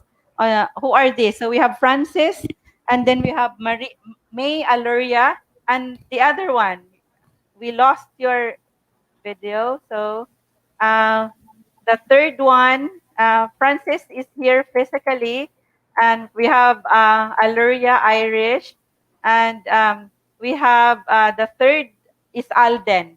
So Alden, Alden, is it an actor? Aluria, Irish, and Francis. So now, get ready. So we hope that we don't lag while I show Kasi you. nagja-judge pa ako. So, Magluluto Dr. na. Rolly is judging. Asa naman? Lano, wag tang akong mga papel diri. Oh, asa day na day in front of me. Sorry. So we're get ready with your pentel pen, and then get ready with your pentel pen and your paper. So this is the first question. So we will have only two, I think. We will only have two. So we will have. Are you ready now? Ready? Kanang pentel pen, pens up on your pen up, and then so now open. Maybe you should open it or now, so that you would be fast in writing. So this is our first idiom that you would write in Surat Binisaya. 4, 3, 2, 1. Di makita? Makita ninyo? Kana. Atras. So you will write this. 𝒣𝒐𝒏𝒂𝒏𝒂𝒈𝒂 in Surat Binisaya. So this is an idiom that we describe. This is the description we use for our hero, General Leon Quilat, that he is he is 𝒣𝒐𝒏𝒂𝒏𝒂𝒈𝒂. He is faster than lightning. He is faster than lightning, quicker than lightning. 𝒣𝒐𝒏𝒂𝒈𝒂. 𝒣𝒐𝒏𝒂𝒈𝒂. It is Dr. Rolly who would say who is the fastest. So if there is no, we would have two. So best of two ni siya? Best of two? Or we have third actually. So it would be best of three. Humana? I can't see. Alden is done. Can you show your koan? Can you show it properly, Alden, in your screen? So we also have Francis. The first to do it is Alden. Next is Francis. Can you make it further? Kompleto na Alden, what you're showing on screen. Where is Irish? She left. So we have two only. One online, one online, and one physical. 𝒣𝒐𝒏𝒂𝒂𝒈𝒂. So the correct is this. So this is sent to me by Dr. Rolly. I don't know if you can see the writing. Sorry. So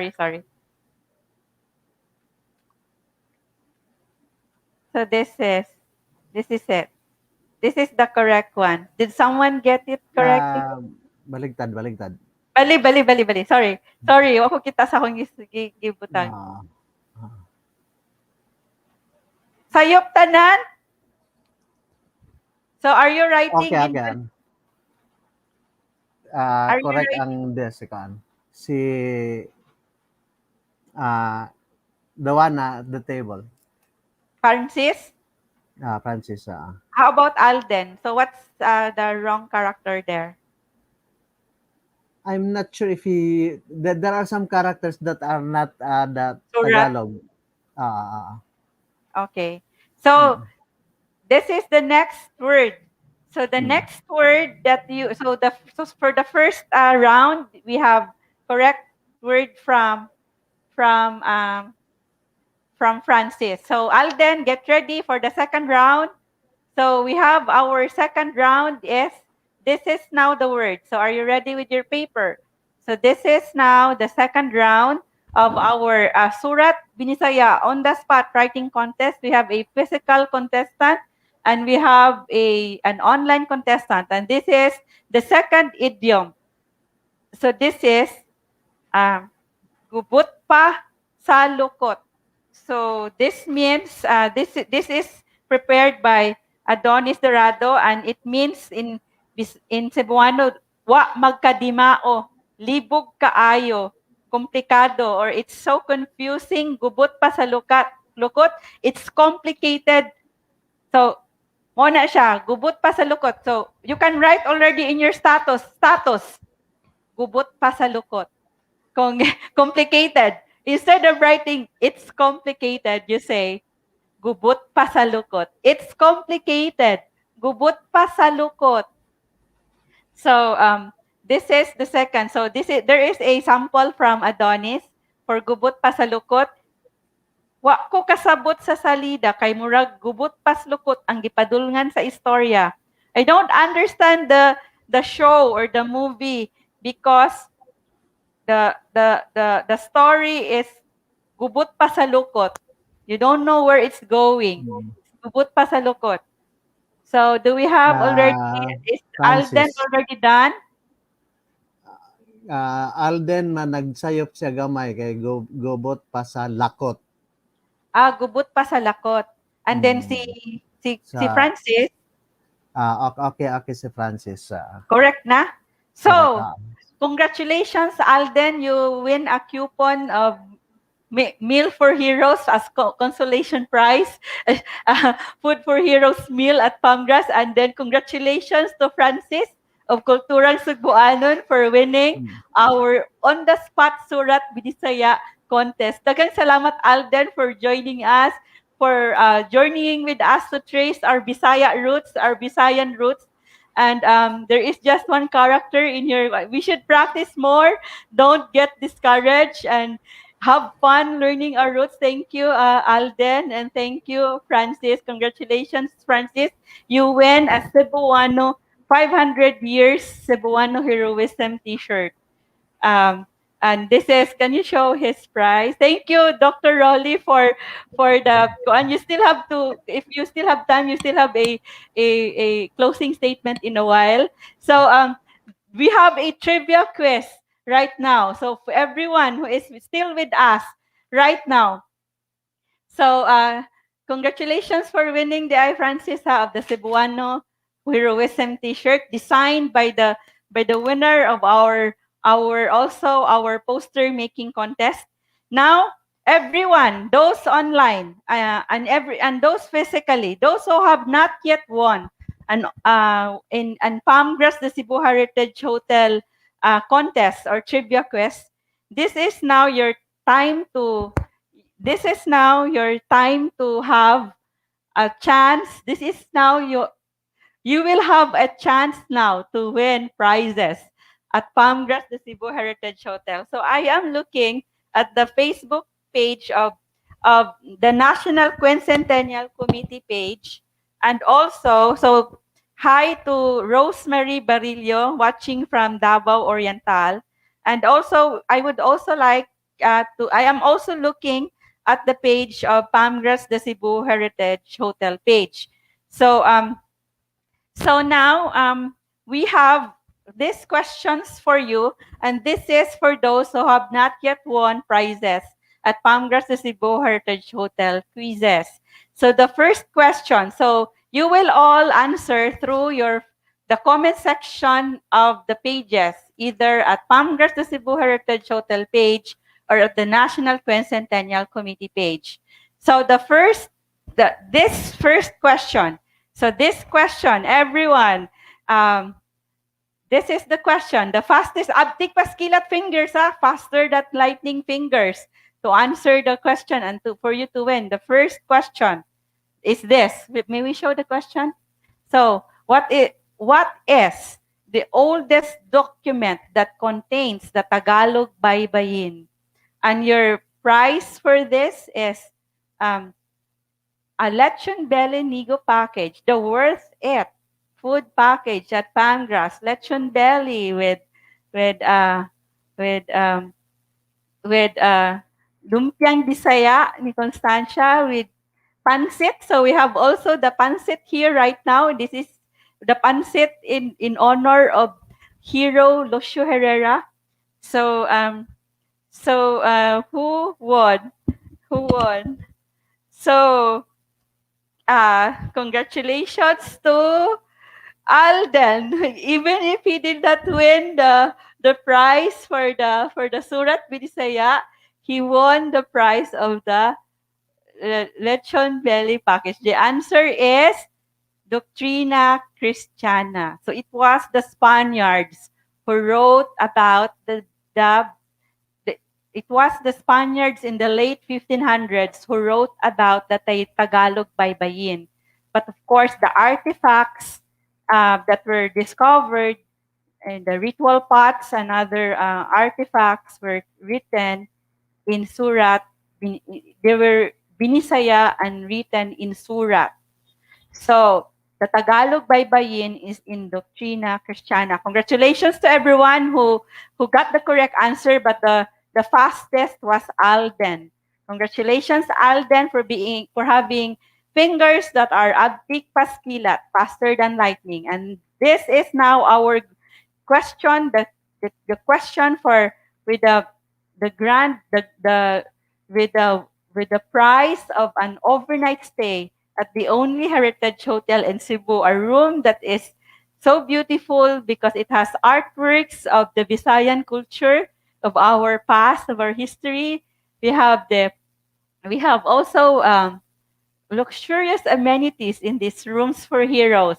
So the question is this. So get ready, everyone.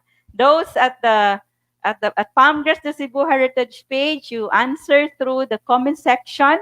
And this is, and also for those in the 𝒐𝒏𝒂𝒂 Cebu Heritage page and in the National Quincentennial Committee page. So the question is this. Are you ready? So the question is this.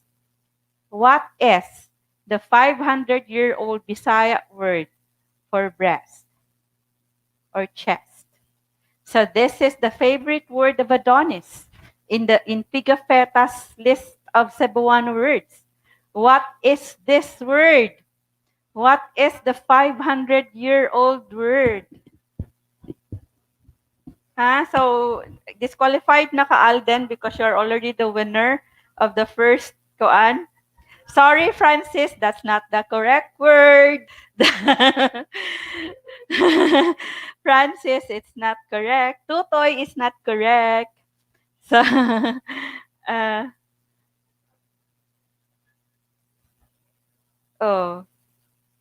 kinsa may una naka-answer. So, the correct word is dughan. So, this is a 500-year-old word. Did Ferdinand already win in past quizzes? Nikadaog na ka, Ferdinand, last time?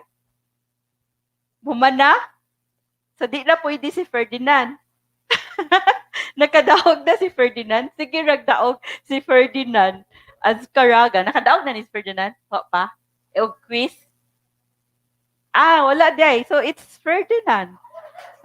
So Ferdinand, congratulations. The physical contestants are actually winning. Except Alden. Alden is the online contestant. So, it's good to be here at 𝒍𝒲𝒃𝒂𝒂 because you are able to think fast. Because the fresh air, the alfresco, the open air 𝒍𝒲𝒃𝒂𝒂𝒂 makes you get connected fast to your Bisaya roots.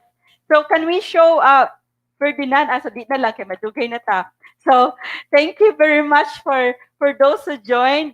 Thank you very much for giving the correct answer. Maki, Vince, Roger, Gina, Relay, Orvix, Gina, and everyone. Daghan kayong ni answer. Who got Kirkwin, who got the correct answer, Terence. So now we would like also to invite you to our upcoming events. While we are waiting also for our we will show our panelists, Dr. Rolando Borinaga and Adonis Dorado. So we would like to invite you to our future events on September 22. We are celebrating the ikalimang tuig ni 𝒍𝒲𝒃𝒂𝒂, and of course our our roof deck restaurant is named in honor of the warrior in Gabi that is now known as Cordova, and we named this 𝒍𝒲𝒃𝒂𝒂 in honor of him. And we are going to have a forum on ancient Visayan weapons, and our panelists would be anthropologist Dr. 𝒍𝒂𝒏𝒂𝒈𝒂, who who will be sharing with us his diggings, and if he saw weapons of Cebuanos, ancient weapons in his diggings, and also Dr. Feliz Rodriguez, who have been speaking about Visayan warriors, and he is connected with the Ateneo de Zamboanga, but she is based right now in Kuala Lumpur. So we will be having another fun event next time. May we have Adonis Dorado and Dr. Rolly Borinaga.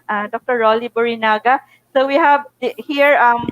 Do we have more questions from them? So there are actually many more questions, but we are running out of time. So maybe we could also take up your questions later in the future activities at PAMGRAS. So we would like to have the closing statement of our Visayas historian, Dr. Rolly Borinaga. Maing udto na karon na. I would like to thank PAMGRAS for this opportunity to talk before this forum. I hope you did not get tired listening to us over the past 3 hours. Kay murag tulo na ni ka oras. So anyway, daghang salamat kanatong tanan for attending this forum. Thank you. Sige, daghang salamat, Dr. Rolly. Actually, our audience love our panelists. Ang ila lang kay Bati Ugnaw ang moderator. Sorry, kay Bati akong naong. Sige. Next, we have our panelists also, multi-awarded poet, Cebuano poet Adonis Dorado. Same, dagang salamat sa pag-attend, and Agripina, padutin niya ko sa libro ni Dr. Rolly kay interesting kayo, nakabasa ko sa sinugdanan, murag detective novel unyang pagkasuot. So daghang salamat, Adonis. Your fans, your followers also are very happy to have you, to hear you, and they all agree with you. They agree with Dr. Rolly in that we should learn about the ancient Bisayan writing. We should learn our language because, of course, according to Cindy Velasquez, our language is our soul. So daghang salamat, everyone, for being with us, and be with us again in our next events, journeying back to our past, journeying back to our roots. Daghang salamat ug maayong udto. Thanks.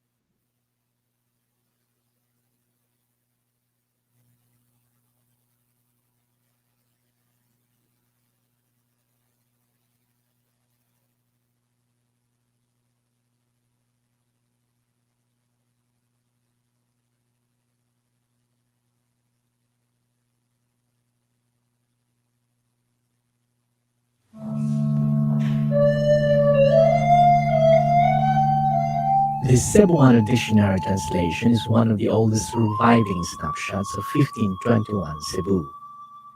Antonio Pigafetta recorded these Cebuano words in his journal documenting his around-the-world expedition, partly along with Ferdinand Magellan, and wrote about it in Italian and French. It was clear that the Cebuano language had been established before they arrived. Most of these words have survived over centuries, despite adverse conditions. So many languages in the world are already extinct. The United Nations Educational, Scientific and Cultural Organization, UNESCO, says languages are threatened by many things, including economic, religious, cultural, or educational subjugation.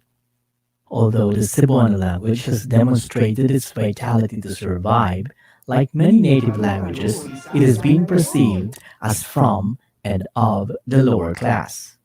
There's rarely anyone who plays the main role ng Bisaya. They always have to be the comic relief for some odd reason. A lot of people think that Bisaya are inferior. This face-off video by a YouTube channel, Recreate, captures the sentiment of discrimination felt by many Cebuano speakers, perhaps arising from experiences similar to that of Maybel's Hortones, performer of PAMGRAS, the Cebu Heritage Hotel-initiated community theater Bagong Teatro Hongkera. Naadyo yung mga Tagalog nga mga lockdown sa mutaron kana online games, then kasagaran maggawa dara kay daghan man kay mga Tagalog.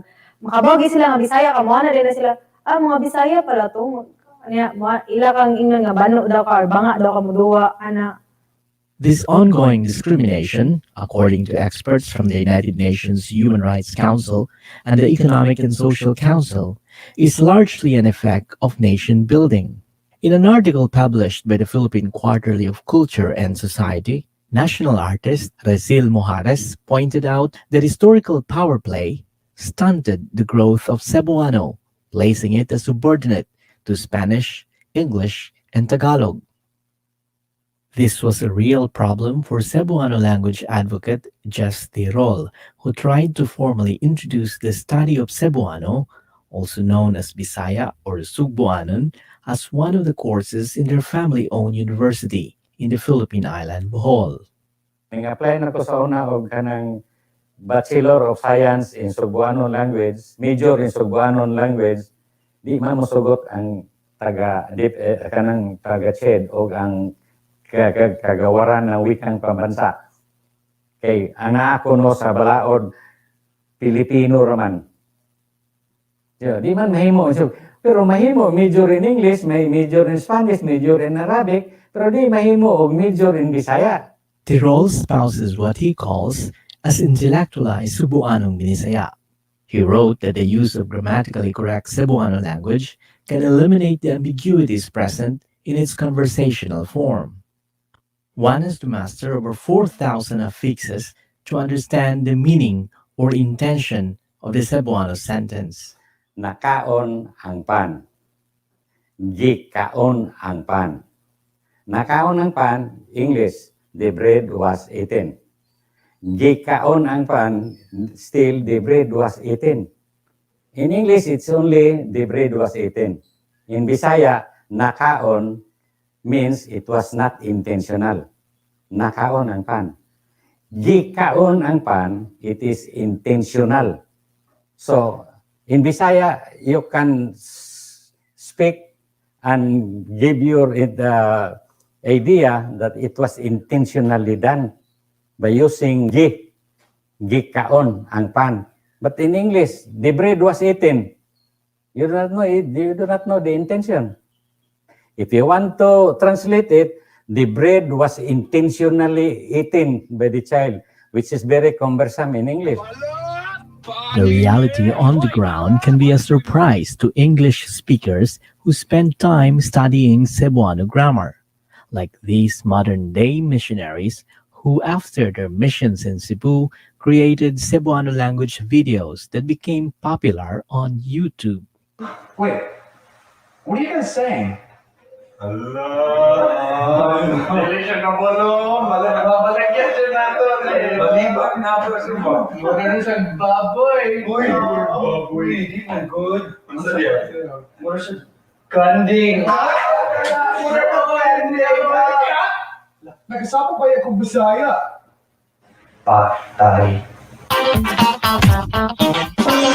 The way to speak Bisaya the best is to speak it how people understand it. There's not like, there are grammar rules and it's important to learn, but when you're actually speaking it, you kind of just are speaking to get your point across. And so you'll get there at first and you'll be like, why are they saying this? Again, this isn't the rule I learned in the MTC. That makes no sense. It's kind of a street language in the sense that it's spoken word language. But in general, you just break rules all the time.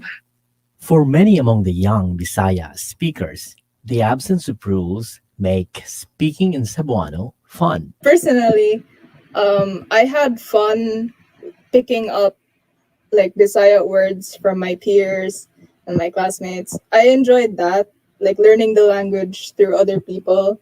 Christine Ann Suban is a student illustrator of the children's book Silion Kilat Ugang Sigbin, published by Palmgrass de Cebu Heritage Hotel. She says many of her classmates learned to speak English well from watching anime and cartoons. Her friends switch back to speaking Cebuano to have fun conversations. To blend in, she has to learn her friends' conversational Cebuano. I wouldn't want Bisaya as a language, like being taught. Learning the rules of something makes it, sorry, less fun in a way. So yeah, it would be nice to have a subject teaching Cebuano, but personally, I wouldn't. Conversational Cebuano is simplified with vocabulary and grammar elements coming from English, Spanish, and Tagalog. Rather than promoting the language as a medium for intellectual exchanges, 𝒍𝒐𝒏𝒅𝒐 laments that conversational Cebuano has been used instead in the school as a mother tongue-based instruction. So, ang aton ta nga magtuon ta sa atong kaugalingong language so that we can think and develop or create new things according to our thinking. Tirol thinks that the more precise Cebuano language, or as he says, intellectualized Cebuano language, can then promote the neglected local knowledge in areas like homegrown medicinal plants or science, literature, and traditions. Our Bisayan language is very high level already. You can translate the Bible into Bisaya. All the mathematics are there. We can count already from 0 to billion. We can discuss about the heavenly bodies. We have the name of the planets. We have the zodiac sign. You can discuss it in Bisaya. But the problem there is that we do not study it in school. And why we do not study our own language is the problem.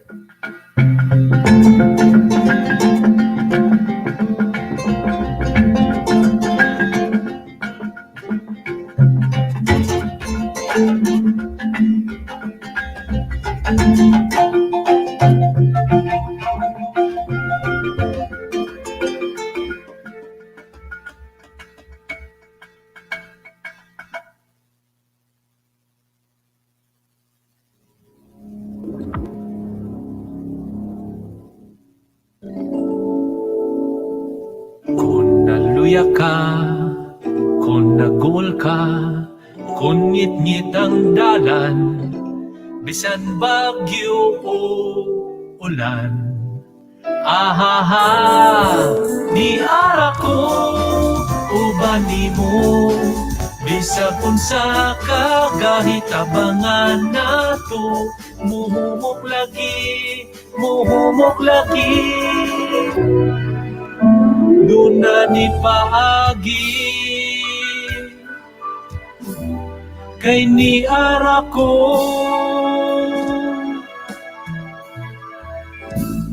kauban nimo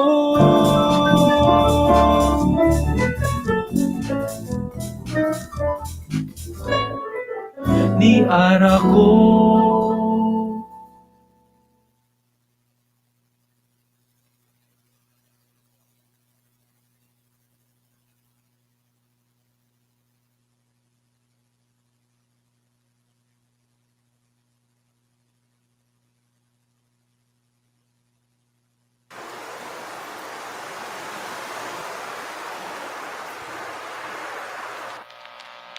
O Pilipinas, yuta kong natawhan, ning kinabuhi ko, akong itugyan, ning kasing-kasing ko, perme lang kasubo, tungod sa gobyerno, nga dili pa ato. Kinsa pa kaha ang Ining maong awit, nagsugiro sa pakikisog alang sa kagawasan sa atong mga Cebuanong revolusyonaryo. Ang sudlon ang ilang tinago nga kampo, patok sa mga sumasakop nga katsila o Amerikano. Naginaot ko nga ang atong mga batan karon, maminaw nini, para ilang mambuhan nga ang ilang problema, dili lang ilaha, kundi shared na problem kini. Diin ang hinahanglan o shared na kasubaran. Alang sa kayuhan sa katilingbanong Pilipino. ngadto sa sudlon, dili kita mo onem, yan ang taong malupikon, ako'y nagbaligya sa atong nasyon. Oh, Pilipinas, yuta kong natawhan ning kinabuhi ko. Akong itugyan ning kasing-kasing ko pirmi ang gasubo tungod sa gobyerno nga dili pa ato. Tala na mga igsuon, mamauli na kita nga to sa sudlon. Dili kita muner sa mga taong malupigon nga mao'y nagbaligya sa atong nasyon.